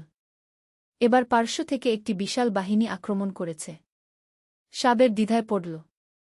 একদিকে জিহাদের আহ্বান, অন্যদিকে স্ত্রী ও শিশু সন্তানের দায়িত্ব। আয়েশা বুঝতে পারল সাবেরের মনের অবস্থা। সে বলল, স্বামী, আপনার মনে যদি আল্লাহর রাস্তায় যাবার আকাঙ্ক্ষা থাকে তাহলে যান। আমি ও আব্দুল্লাহ আল্লাহর হেফাজতে থাকব। সাবের আয়েশার এই মহানুভবতায় মুগ্ধ হল। কিন্তু এবার তার মনে হল যে পরিবারের সাথে থেকেও আল্লাহর সেবা করা যায়। সে বলল, আয়েশা, এবার আমি যাব না। আমি গ্রামে থেকে এমনভাবে কাজ করব যেন জিহাদে গিয়ে যোদ্ধারা নির্বিঘ্নে লড়তে পারে। দ্বাদশ অধ্যায়, ঘরের ভেতরের জিহাদ। সাবের এবার একটি নতুন প্রকার জিহাদ শুরু করল। সে গ্রামে যুদ্ধে যাওয়া সৈনিকদের পরিবারগুলোর দেখভাল করতে লাগল। তাদের জন্য খাবারের ব্যবস্থা করত, অসুস্থ হলে চিকিৎসার ব্যবস্থা করত। আয়েশাও এই কাজে তাকে সাহায্য করত। সে যুদ্ধে যাওয়া সৈনিকদের স্ত্রীদের সান্ত্বনা দিত এবং তাদের সন্তানদের শিক্ষার ব্যবস্থা করত। একদিন একজন বিধবা মহিলা কান্নায় ভেঙে পড়ে বলল, সাবের ভাই, আমার স্বামী শহীদ হয়েছে। এখন আমি আমার 3 সন্তান নিয়ে কি করব? সাবের বলল, বোন, চিন্তা করবেন না। আপনার সন্তানরা আমার সন্তান। তাদের শিক্ষা, খাবার, কাপড়ের দায়িত্ব আমি নিচ্ছি। এভাবে সাবেরের বাড়ি হয়ে উঠল একটি সেবা কেন্দ্র। ত্রয়োদশ অধ্যায়, আব্দুল্লাহর শিক্ষা। আব্দুল্লাহ যখন 5 বছর বয়সে পড়ল, সাবের তার শিক্ষার দিকে বিশেষ মনোযোগ দিল। কিন্তু এটি শুধু বইপুস্তকের শিক্ষা নয়, জীবনের শিক্ষা। একদিন আব্দুল্লাহ পিতাকে জিজ্ঞাসা করল, আব্বু, আপনি কি কখনো যুদ্ধে গিয়েছিলেন? হ্যাঁ, বেটা। তবে যুদ্ধ মানে শুধু তরবারি দিয়ে লড়া নয়। যুদ্ধ মানে সর্বক্ষেত্রে সত্যের পক্ষে থাকা। আব্বু, আমিও কি যুদ্ধে যাব? সাবের ছেলেকে কোলে নিয়ে বলল, বেটা, তুমি যে যুদ্ধে যাবে সেটা হয়তো আমার চেয়েও বড় যুদ্ধ হবে। কিন্তু মনে রেখো, আমরা ঘৃণা নিয়ে যুদ্ধ করি না, আমরা ভালোবাসা নিয়ে যুদ্ধ করি। আমরা মন্দকে পরাজিত করতে চাই, মন্দ মানুষকে নয়। চতুর্দশ অধ্যায়, সময়ের পরিবর্তন। 10 বছর কেটে গেল। সাবের এখন প্রায় 30 বছর বয়সী একজন দাড়িওয়ালা মানুষ। তার আরও 2টি সন্তান হয়েছে, এক ছেলে ও এক মেয়ে। গ্রামে এখন আর আগের মতো যুদ্ধের আতঙ্ক নেই। কিন্তু নতুন সমস্যা দেখা দিয়েছে। কিছু মানুষ ধর্মের নামে অন্যায় করছে, কেউ আবার ধর্ম ত্যাগ করে দুনিয়ার প্রতি ঝুঁকে পড়ছে। সাবের বুঝতে পারল যে এটাও একটা যুদ্ধ, আদর্শের যুদ্ধ। সে আরও বেশি মানুষের কাছে ইসলামের সত্যিকারের শিক্ষা পৌঁছানোর চেষ্টা করতে লাগল। সে দেখল যে অনেকে ইসলামকে শুধু নিয়মকানুনের ধর্ম মনে করে, কিন্তু ইসলামের মূল বিষয় হল আল্লাহর ভালোবাসা। পঞ্চদশ অধ্যায়, নতুন প্রজন্মের মুজাহিদ। আব্দুল্লাহ এখন 15 বছর বয়স। সে একদিন পিতার কাছে এসে বলল, আব্বু, আমার কিছু বন্ধু বলে যে ইসলাম শুধু আরবদের ধর্ম। আমি কিভাবে তাদের উত্তর দিব? সাবের মুস্কি হেসে বলল, বেটা, তুমি তাদের বল যে ইসলাম সমস্ত মানুষের জন্য। রাসূলুল্লাহ সাল্লাল্লাহু আলাইহি ওয়াসাল্লাম বলেছেন, তিনি সমস্ত মানবজাতির জন্য প্রেরিত। ইসলামে আর বনার্ব সাদাকালো কোনো ভেদাভেদ নেই। কিন্তু আব্বু, তারা আরও বলে যে মুসলমানরা শুধু যুদ্ধ করে। বেটা, তুমি তাদের আমাদের গ্রামের দিকে তাকাতে বল। এখানে মুসলমানরা কি করছে? আমরা স্কুল বানিয়েছি, হাসপাতাল বানিয়েছি, এতিমখানা চালু করেছি। এগুলোই তো ইসলামের প্রকৃত শিক্ষা। আব্দুল্লাহ বুঝতে পারল যে তার পিতা তাকে একটি নতুন ধরনের জিহাদ শিখাচ্ছেন, জ্ঞান ও যুক্তির জিহাদ। ষোড়শ অধ্যায়, বৃদ্ধ বয়সের প্রজ্ঞা। 20 বছর পর সাবের এখন 50 বছর বয়সের একজন মানুষ। তার দাড়িতে পাক ধরেছে, কিন্তু চোখে এখনও সেই তারুণ্যের আগুন। একদিন গ্রামে একজন তরুণ এসে বলল, চাচা, আমি জিহাদে যেতে চাই। শত্রুদের বিরুদ্ধে লড়তে চাই। সাবের তরুণটিকে বসিয়ে বলল, বেটা, আমিও একদিন তোমার মতোই ছিলাম। কিন্তু বয়সের সাথে সাথে বুঝেছি যে জিহাদের অনেক রূপ আছে। তুমি কোনো জিহাদে যেতে চাও? মানে? তরুণ অবাক হয়ে জিজ্ঞাসা করল। দেখো, তুমি যদি চাও তরবারি দিয়ে লড়তে, তাহলে প্রথমে নিজেকে প্রস্তুত কর। কুরআন হাদিস পড়, নিজের চরিত্র গড়। তারপর দেখো সমাজে কোথায় অন্যায় হচ্ছে, সেখানে ন্যায়ের পক্ষে দাঁড়াও। তরুণটি আরও জানতে চাইল, আর কোন ধরনের জিহাদ আছে? সাবের বলল, শিক্ষার জিহাদ আছে, অজ্ঞতার বিরুদ্ধে লড়াই। দারিদ্র্যের বিরুদ্ধে জিহাদ আছে, গরিবদের সাহায্য করা। অন্যায়ের বিরুদ্ধে জিহাদ আছে, সমাজে ন্যায়বিচার প্রতিষ্ঠা করা। সপ্তদশ অধ্যায়, পরবর্তী প্রজন্মের নেতৃত্ব। আব্দুল্লাহ এখন ২৫ বছর বয়সী একজন যুবক। সে তার পিতার আদর্শ অনুসরণ করে গ্রামের যুব সমাজের নেতা হয়ে উঠেছে। কিন্তু তার লড়াই আলাদা ধরনের। একদিন আব্দুল্লাহ পিতার কাছে এসে বলল, আব্বু, আমি একটি বিষয়ের সমস্যায় পড়েছি। আমাদের অঞ্চলে কিছু মানুষ ধর্মের নামে কঠোরতা দেখাচ্ছে, আবার কিছু মানুষ ধর্মকে পুরোপুরি উপেক্ষা করছে। আমি মাঝামাঝি পথ দেখাতে চাই। সাবের গর্বিত হল ছেলের এই চিন্তাভাবনা। বেটা, এটাই তো ইসলামের প্রকৃত শিক্ষা। রাসূলুল্লাহ সাল্লাল্লাহু আলাইহি ওয়াসাল্লাম বলেছেন, আমাকে সহজ ও সরল ধর্ম দিয়ে পাঠানো হয়েছে, তুমি মানুষদের ভালোবাসা দিয়ে পথ দেখাও, ভয় দিয়ে নয়। আব্দুল্লাহ পরবর্তী কয়েক বছর এই নীতি অনুসরণ করে গ্রামে একটি সুন্দর পরিবেশ তৈরি করল। সে দেখল যে ভালোবাসা ও ধৈর্য দিয়ে মানুষের হৃদয় জয় করা যায়। অষ্টাদশ অধ্যায়, জীবনের শেষ পর্যায়ে। সাবের এখন ৬০ বছর বয়সী। তার শরীর দুর্বল হয়ে গেছে, কিন্তু মন এখনও দৃঢ়। একদিন সে গুরুতর অসুস্থ হয়ে পড়ল। আয়েশা, আব্দুল্লাহ এবং অন্যান্য সন্তানরা তার পাশে বসেছিল। সাবের ধীর গলায় বলল, আমার প্রিয় পরিবার, আমি আল্লাহর কাছে চলে যাওয়ার জন্য প্রস্তুত। কিন্তু মনে রেখো, জিহাদ কখনো শেষ হয় না। প্রতিটি প্রজন্মের নিজ নিজ জিহাদ আছে। আব্বু, আপনি সুস্থ হয়ে উঠবেন, আব্দুল্লাহ কান্নাভরা কণ্ঠে বলল। বেটা, জীবন মৃত্যু আল্লাহর হাতে। কিন্তু আদর্শ অমর থেকে যায়। তুমি আমার শিক্ষা তোমার সন্তানদের দিও, তারা তাদের সন্তানদের দিবে।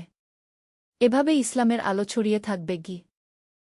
বিংশ অধ্যায়, উত্তরাধিকার। সাবের ইবনে মুহাম্মদ মৃত্যুবরণ করলেন। কিন্তু তার মৃত্যুতে পুরো গ্রাম শোকাহত হয়ে পড়ল। তার জানাজায় শত শত মানুষ অংশগ্রহণ করল। জানাজার পর ইমাম সাহেব, যিনি এখন বৃদ্ধ, বললেন, সাবের ছিল একজন প্রকৃত মুজাহিদ। সে বুঝেছিল যে জিহাদ শুধু যুদ্ধক্ষেত্রে নয়, জিহাদ প্রতিদিনের জীবনে। সে লড়েছিল অন্যায়ের বিরুদ্ধে, অজ্ঞতার বিরুদ্ধে, দারিদ্র্যের বিরুদ্ধে। আব্দুল্লাহ পিতার কবরের পাশে দাঁড়িয়ে মনে মনে প্রতিজ্ঞা করল, আব্বু, আপনার দেখানো পথে আমি চলব। আমি আমার জিহাদ চালিয়ে যাব, কলম দিয়ে, ভালোবাসা দিয়ে, সেবা দিয়ে। বিংশ অধ্যায়, শিক্ষা ও উপসংহার। সাবেরের মৃত্যুর ১০ বছর পর আব্দুল্লাহ একদিন তার নিজের ছেলে মুহাম্মদকে, সাবেরের নাতি, নিয়ে দাদার কবর জিয়ারতে গেল। আব্বু, দাদা কি ধরনের মানুষ ছিলেন? ছোট মুহাম্মদ জিজ্ঞাসা করল। আব্দুল্লাহ বলল, বেটা, তোমার দাদা ছিলেন একজন সত্যিকারের মুমিন।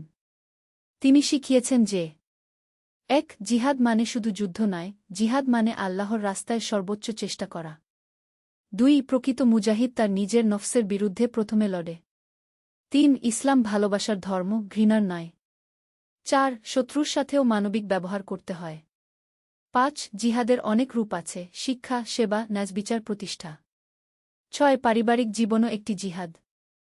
৭ ধৈর্য ও বিজ্ঞতা ছাড়া কোনো জিহাদ সফল হয় না। ছোট মুহাম্মদ বলল, আব্বু, আমিও দাদার মতো মুজাহিদ হব।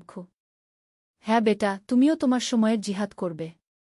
হয়তো তোমার জিহাদ হবে বিজ্ঞানের ক্ষেত্রে, বা শিল্পকলায়, বা চিকিৎসা সেবায়। যেভাবেই হোক, আল্লাহর সন্তুষ্টি অর্জনের চেষ্টা করবে। উপসংহার, চিরন্তন বার্তা। সাবের ইবনে মুহাম্মদের গল্পটি শুধু একজন মানুষের গল্প নয়, এটি প্রতিটি মুসলমানের গল্প। এই গল্প আমাদের শেখায় জিহাদের প্রকৃত অর্থ। জিহাদ মানে খুব প্রচেষ্টা, আল্লাহর রাস্তার সর্বোচ্চ চেষ্টা করা। এটি শুধু যুদ্ধক্ষেত্রে নয়, জীবনের প্রতিটি ক্ষেত্রে। নৈতিকতার গুরুত্ব, যুদ্ধের সময়েও ইসলাম নৈতিকতা বজায় রাখার তাগিদ দেয়া। শত্রুর সাথেও মানবিক ব্যবহার করতে হয়। ভালোবাসার শক্তি, ঘৃণা দিয়ে নয়, ভালোবাসা দিয়ে মানুষের হৃদয় জয় করা যায়। সেবার মাহাত্ম্য, মানুষের সেবা করাও একটি বড় জিহাদ। এটি তরবারির চেয়েও শক্তিশালী অস্ত্র। শিক্ষার গুরুত্ব, অজ্ঞতার বিরুদ্ধে জ্ঞানের জিহাদ অত্যন্ত গুরুত্বপূর্ণ।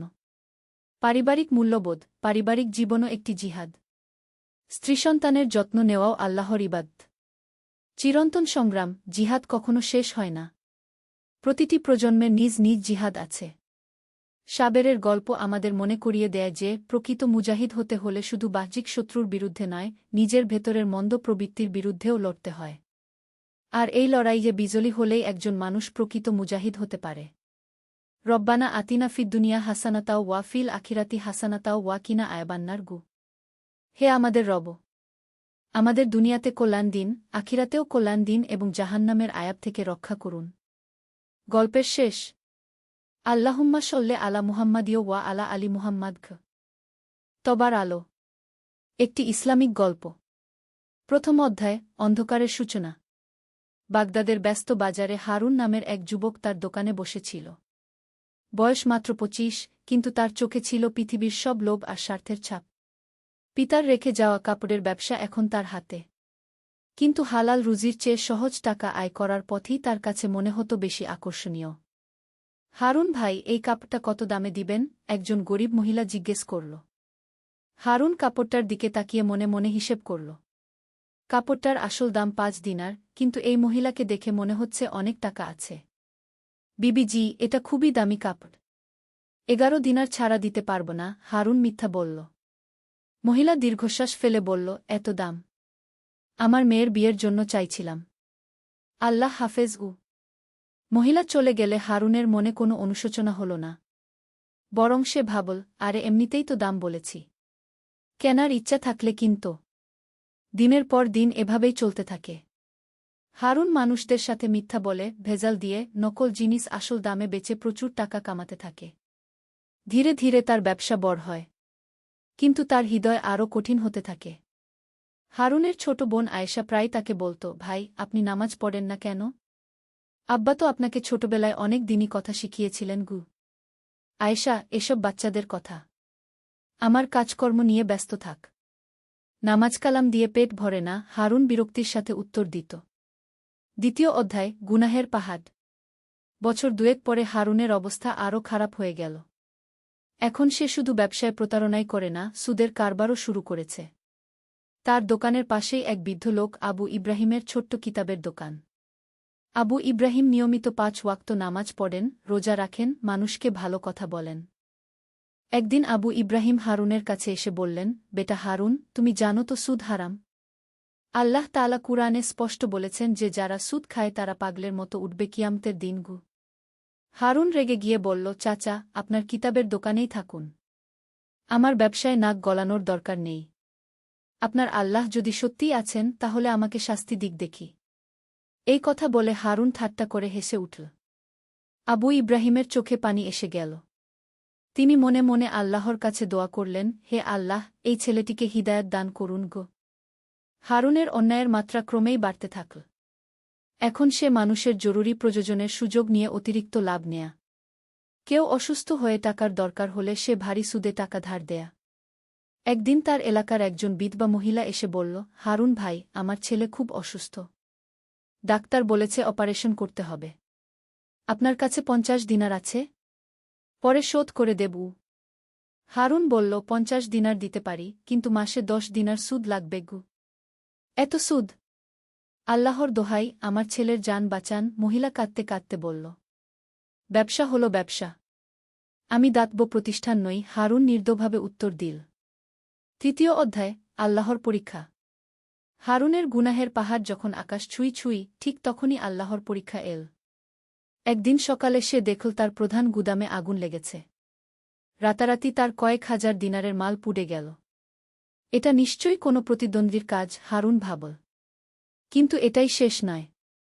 পরের সপ্তাহে তার বর একজন খদ্দের যে তার কাছে 1000 দিনার ধার ছিল, সে হঠাৎ শহর ছেড়ে চলে গেল।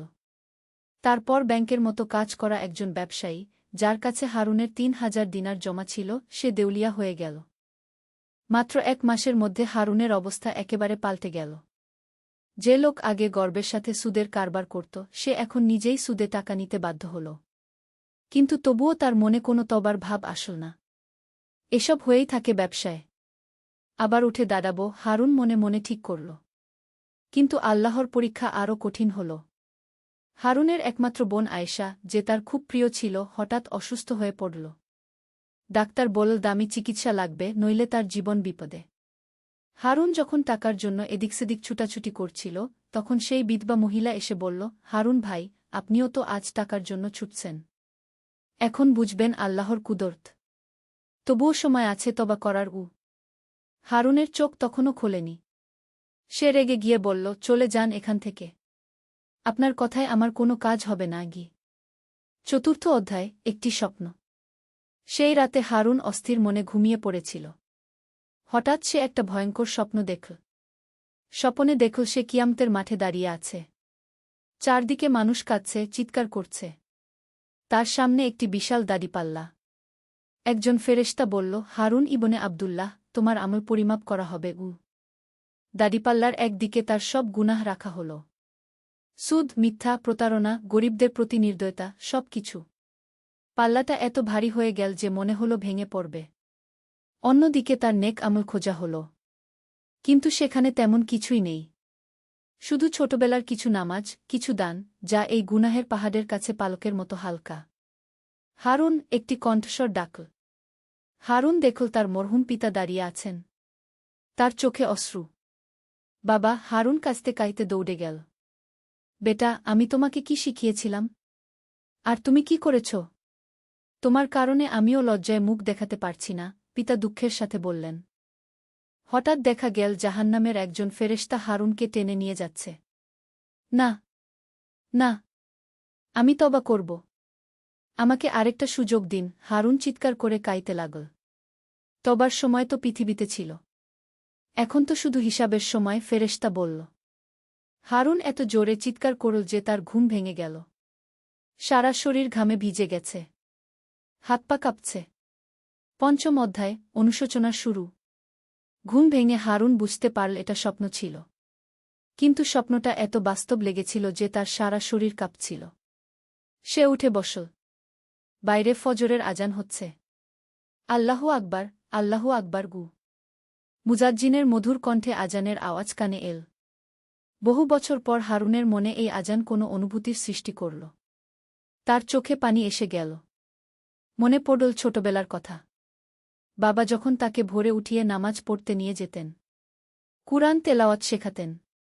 আশহাদু আল্লা ইলাহা ইল্লাল্লাহ। আজান অব্যাহত থাকল। হারুনের মনে হল যেন কেউ তার হৃদয়ে হাতুড়ি দিয়ে মারছে। এত বছর সে আল্লাহকে ভুলে গিয়েছিল। এমনকি তাকে চ্যালেঞ্জ করেছিল। আর আল্লাহ তার সব অন্যায় দেখেছেন, কিন্তু তবুও তার রহমতের দরজা বন্ধ করেননি। হারুন আয়েশার রুমে গেল। আয়েশা জ্বরে কাতরাচ্ছে। ভাই, আপনি উঠেছেন? আমার খুব কষ্ট হচ্ছে, আয়েশা দুর্বল গলায় বলল। আয়েশা, তুই কি আমার জন্য দোয়া করিস? হারুন জিজ্ঞেস করল। হ্যাঁ ভাই, রোজ দোয়া করি যেন আল্লাহ আপনাকে হেদায়েত দেন। আম্মা আব্বাও জান্নাতে আপনার জন্য দোয়া করছেন। হারুনের অন্তর ভেঙে গেল। তার এত অন্যায়ের পরেও বোন তার জন্য দোয়া করে। ষষ্ঠ অধ্যায়, তবার অনুসন্ধান। পরের দিন হারুন আবু ইব্রাহিমের কিতাবের দোকানে গেল। বৃদ্ধ লোকটি কুরআন তেলাওয়াত করছিলেন। হারুনকে দেখে তিনি তেলাওয়াত বন্ধ করে দিলেন। কি ব্যাপার হারুন? তুমি তো আমার দোকানে আস না গি। হারুন লজ্জায় মাথা নিচু করে বলল, চাচা, আমি তওবা করতে চাই। কিন্তু বুঝি না কিভাবে। আমি অনেক বড় গুনাহগার। আল্লাহ কি আমাকে ক্ষমা করবেন? আবু ইব্রাহিমের চোখে খুশির আলো ফুটে উঠল। তিনি হারুনের কাঁধে হাত রেখে বললেন, বেটা, আল্লাহর রহমত সবচেয়ে বড়। তিনি নিজেই বলেছেন, হে আমার বান্দারা, যারা নিজেদের উপর অন্যায় করেছ, আল্লাহর রহমত থেকে নিরাশ হজ না। নিশ্চয়ই আল্লাহ সব গুনাহ ক্ষমা করে দেন। কিন্তু চাচা, আমি সুদ খেয়েছি। মানুষদের সাথে প্রতারণা করেছি। এমনকি আল্লাহকে চ্যালেঞ্জও করেছি। হারুন কাঁদতে কাঁদতে বলল। বেটা, দেখো এই আয়াতটি। আবু ইব্রাহিম একটি কুরআন খুলে দেখালেন। আল্লাহ বলেছেন, কেউ মন্দ কাজ করলে বা নিজের প্রতি অন্যায় করলে অতঃপর আল্লাহর কাছে ক্ষমা চাইলে সে আল্লাহকে ক্ষমাশীল ও দয়ালু পাবে। আর দেখো, আল্লাহ আরও বলেছেন, যে তওবা করে, ঈমান আনে এবং নেক কাজ করে, আল্লাহ তার মন্দ কাজগুলোকে ভালো কাজে পরিবর্তন করে দেন। হারুনের চোখে আশার আলো ফুটে উঠল। চাচা, তাহলে আমি কি করব? প্রথমে সত্যিকারের তওবা করো। অর্থাৎ তুমি যে সব গুনাহ করেছ সেগুলোর জন্য আল্লাহর কাছে কাঁদো, লজ্জিত হও, আর প্রতিজ্ঞা করো যে আর কখনো এসব করবে না। তারপর যাদের হক নষ্ট করেছ তাদের হক ফিরিয়ে দাও। সপ্তম অধ্যায়, তবার রাত। সেই রাতে হারুন একা ঘরে বসে কাঁদল। সে তার জীবনের সব পাপ মনে করার চেষ্টা করল। প্রতিটি মিথ্যা, প্রতিটি প্রতারণা, প্রতি টাকা সুদ, সব কিছু। হে আল্লাহ, আমি খুবই পাপী। আমি তোমার নাফরমানি করেছি। তোমাকে ভুলে গিয়েছি। এমনকি তোমাকে চ্যালেঞ্জ করার ধৃষ্টতা দেখিয়েছি। আমি যাদের হক নষ্ট করেছি তাদের সাথে অন্যায় করেছি। হে আল্লাহ, আমি তওবা করছি। তুমি আমাকে ক্ষমা করো। হারুন সারা রাত কেঁদে কেঁদে দোয়া করল। তার মনে হল যেন বছরের পর বছরের একটা ভারী বোঝা নেমে গেছে। ফজরের আজান হলে সে অজু করে নামাজ পড়ল। বহু বছর পর সে নামাজ পড়ল। নামাজে দাঁড়িয়ে সে আবার কাঁদল। সূরা ফাতিহা পড়তে পড়তে তার কণ্ঠস্বর ভেঙে গেল। নামাজ শেষে সে আল্লাহর কাছে আরও দোয়া করল, হে আল্লাহ, আমি ভুল পথে ছিলাম। এখন তুমি আমাকে সোজা পথ দেখাও। আমি তোমার নেক বান্দা হতে চাই। অষ্টম অধ্যায়, হক ফিরিয়ে দেওয়া। পরের দিন থেকে হারুন তার জীবনের সবচেয়ে কঠিন কাজ শুরু করল, মানুষের হক ফিরিয়ে দেওয়া। প্রথমে সে তার হিসাবের খাতা বের করল। দেখল কত মানুষের সাথে সে প্রতারণা করেছে, কাদের থেকে অতিরিক্ত টাকা নিয়েছে। প্রথমে সে সেই বিধবা মহিলার কাছে গেল যে তার ছেলের চিকিৎসার জন্য সুদে টাকা নিয়েছিল। খালাম্মা, আমি আপনার কাছে ক্ষমা চাইতে এসেছি।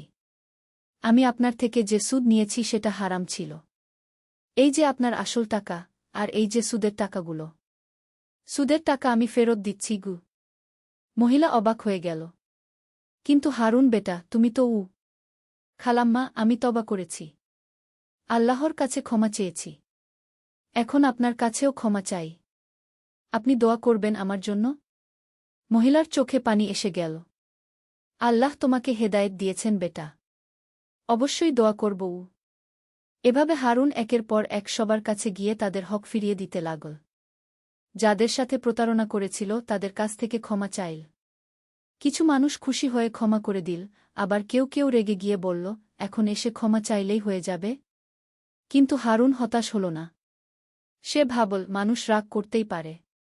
তার অন্যায়ের পরিণতি তাকেই ভোগ করতে হবে। নবম অধ্যায়, নতুন জীবনের শুরু।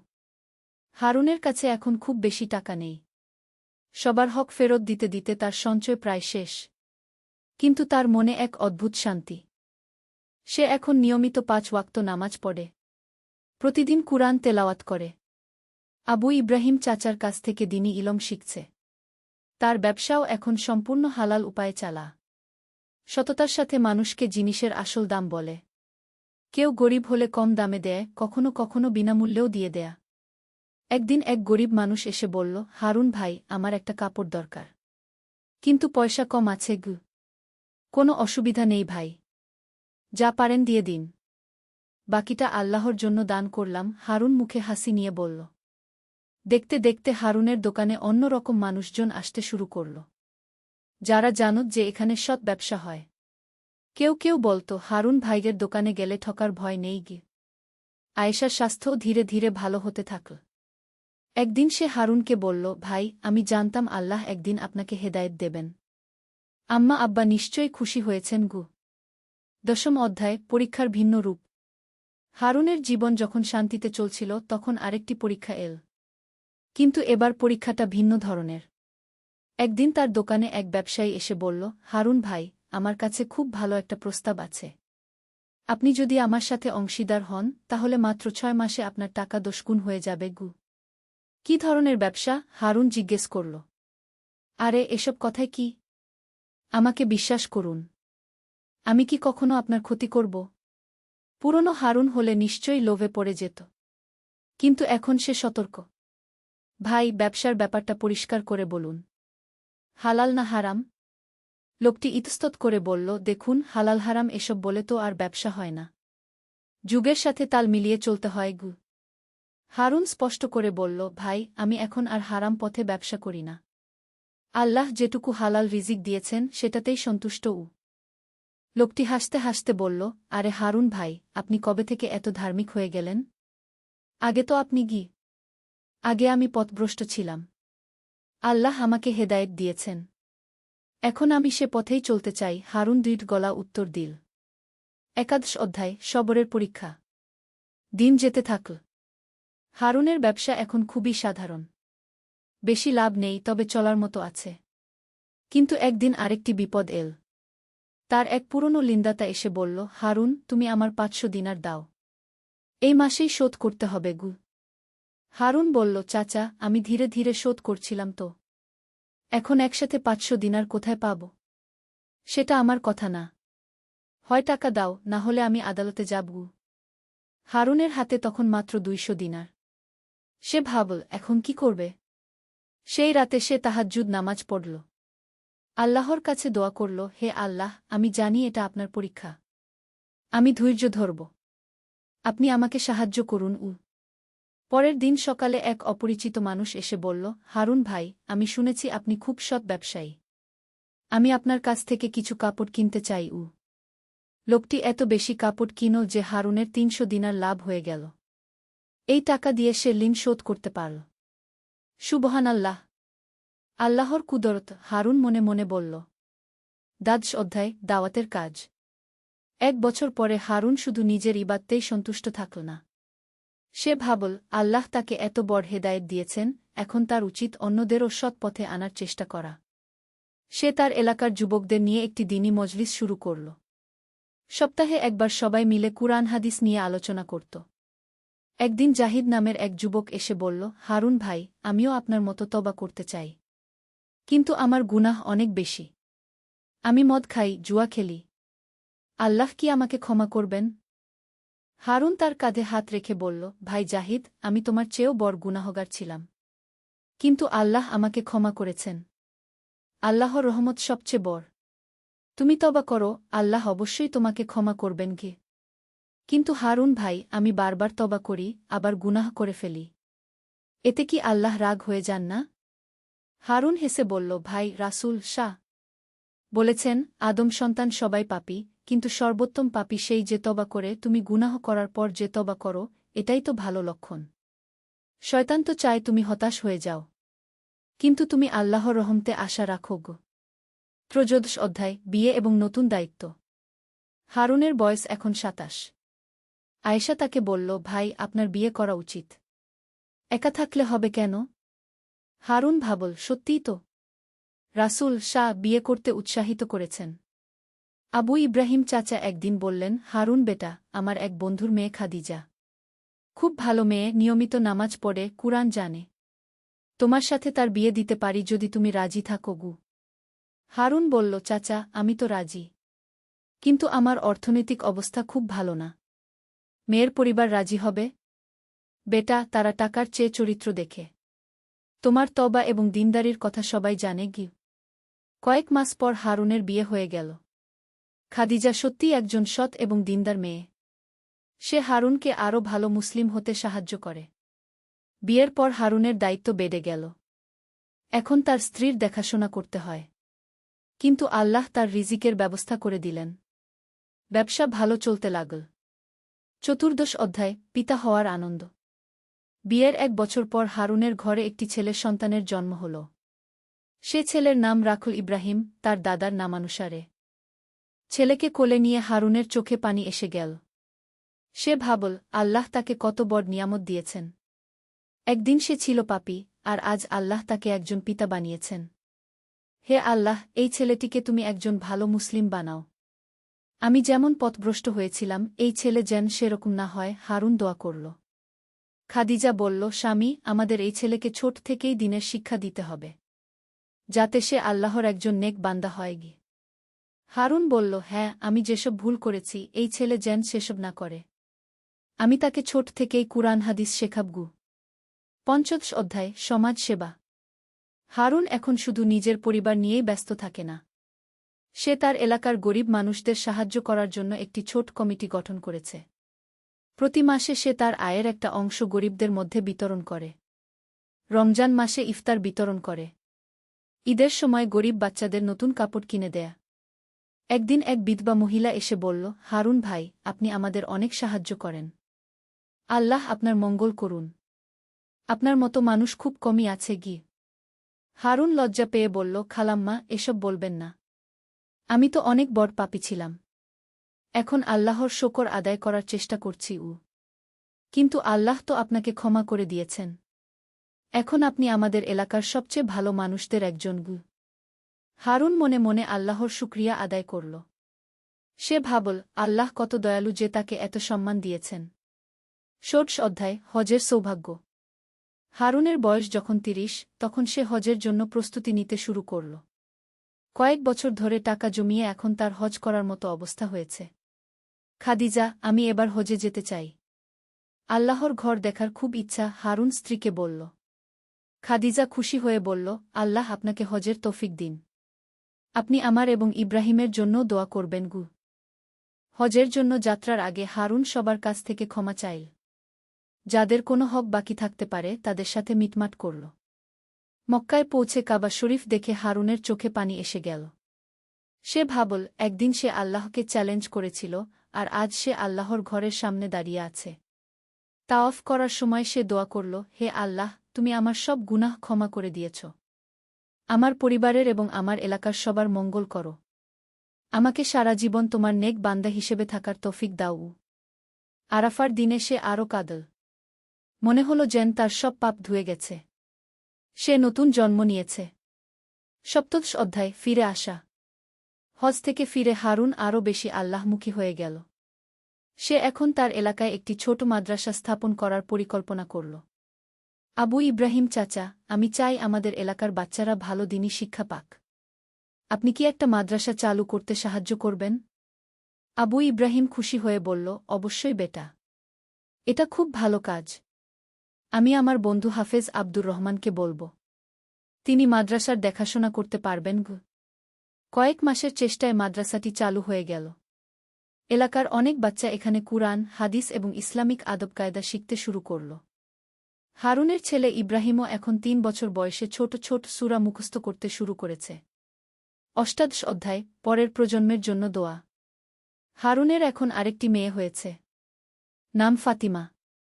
পরিবার বড় হয়েছে, দায়িত্বও বেড়েছে। কিন্তু আল্লাহ তার রিজিকের ব্যবস্থা করে দিয়েছেন। একদিন ইব্রাহিম বাবাকে জিজ্ঞেস করল, আব্বু, আপনি কেন এত নামাজ পড়েন? আর কেন গরিব মানুষদের এত সাহায্য করেন? হারুন ছেলেকে কোলে নিয়ে বলল, বেটা, একসময় তোমার আব্বু খুব খারাপ ছিল। আল্লাহর নাফরমানি করতাম। কিন্তু আল্লাহ আমাকে ক্ষমা করে দিয়েছেন। এখন আমি আল্লাহর শুকরিয়া আদায় করার চেষ্টা করি গিয়ে। আব্বু, আমি বড় হয়ে আপনার মতো হতে চাই, ইব্রাহিম বলল। হারুনের চোখে পানি এসে গেল। সে দোয়া করল, হে আল্লাহ, আমার এই ছেলে মেয়েদের তুমি ভালো মুসলিম বানাও। ওরা যেন কখনো আমার মতো পথভ্রষ্ট না হয় গে। ২৯ অধ্যায়, জীবনের শেষ পর্যায়ে। বছরগুলো কেটে গেল। হারুন এখন ৫০-এর কাছাকাছি। তার চুল পেকে গেছে। কিন্তু তার ঈমান আরও শক্তিশালী হয়েছে। তার ছেলে ইব্রাহিম এখন ২০ বছর বয়সী একজন হাফেজ। সে তার বাবার ব্যবসা সততার সাথে চালিয়ে যাচ্ছে। মেয়ে ফাতিমাও একজন দিনদার মেয়ে হয়ে বড় হয়েছে। আয়েশা এখন বিয়ে করে নিজের সংসার করছে। সেও একজন ভালো মুসলিম মহিলা। একদিন হারুনের শরীর খারাপ হল। ডাক্তার বলল, তার হার্টে সমস্যা। বেশিদিন হয়তো বাঁচবে না। এই খবর শুনে হারুন ভয় পেল না। বরং সে খুশি হল যে আল্লাহ তাকে তওবা করার এবং নেক আমল করার সময় দিয়েছেন। সে তার ছেলেকে ডেকে বলল, ইব্রাহিম, আমার সময় হয়তো শেষ হয়ে আসছে। তুমি এই ব্যবসাটা সততার সাথে চালিয়ে যেও। গরিবদের সাহায্য করতে ভুলো না। আর সব সময় আল্লাহকে ভয় করে চলো। আব্বু, আপনি এসব কথা বলছেন কেন? আপনি ভালো হয়ে যাবেন গু। বেটা, মৃত্যু সবার জন্য নির্ধারিত। আমি শুধু চাই তুমি একজন ভালো মুসলিম হও। ২০ অধ্যায়, মৃত্যুর প্রস্তুতি। হারুনের শরীর আরও খারাপ হতে লাগল। কিন্তু তার মন শান্ত। সে জানে যে সে তওবা করেছে, আল্লাহর কাছে ক্ষমা চেয়েছে। প্রতিদিন রাতে সে তাহাজ্জুদ নামাজ পড়ে আল্লাহর কাছে দোয়া করে, হে আল্লাহ, আমি তোমার কাছে ক্ষমা চাই। আমার সব গুনাহ মাফ করে দাও। আমাকে ঈমানের সাথে মৃত্যু দান করোক। একদিন তার খুব অসুস্থ অবস্থায় আবু ইব্রাহিম চাচা দেখতে এলেন। হারুন, বেটা, কেমন আছো? চাচা, আল্লাহর রহমতে ভালো আছি।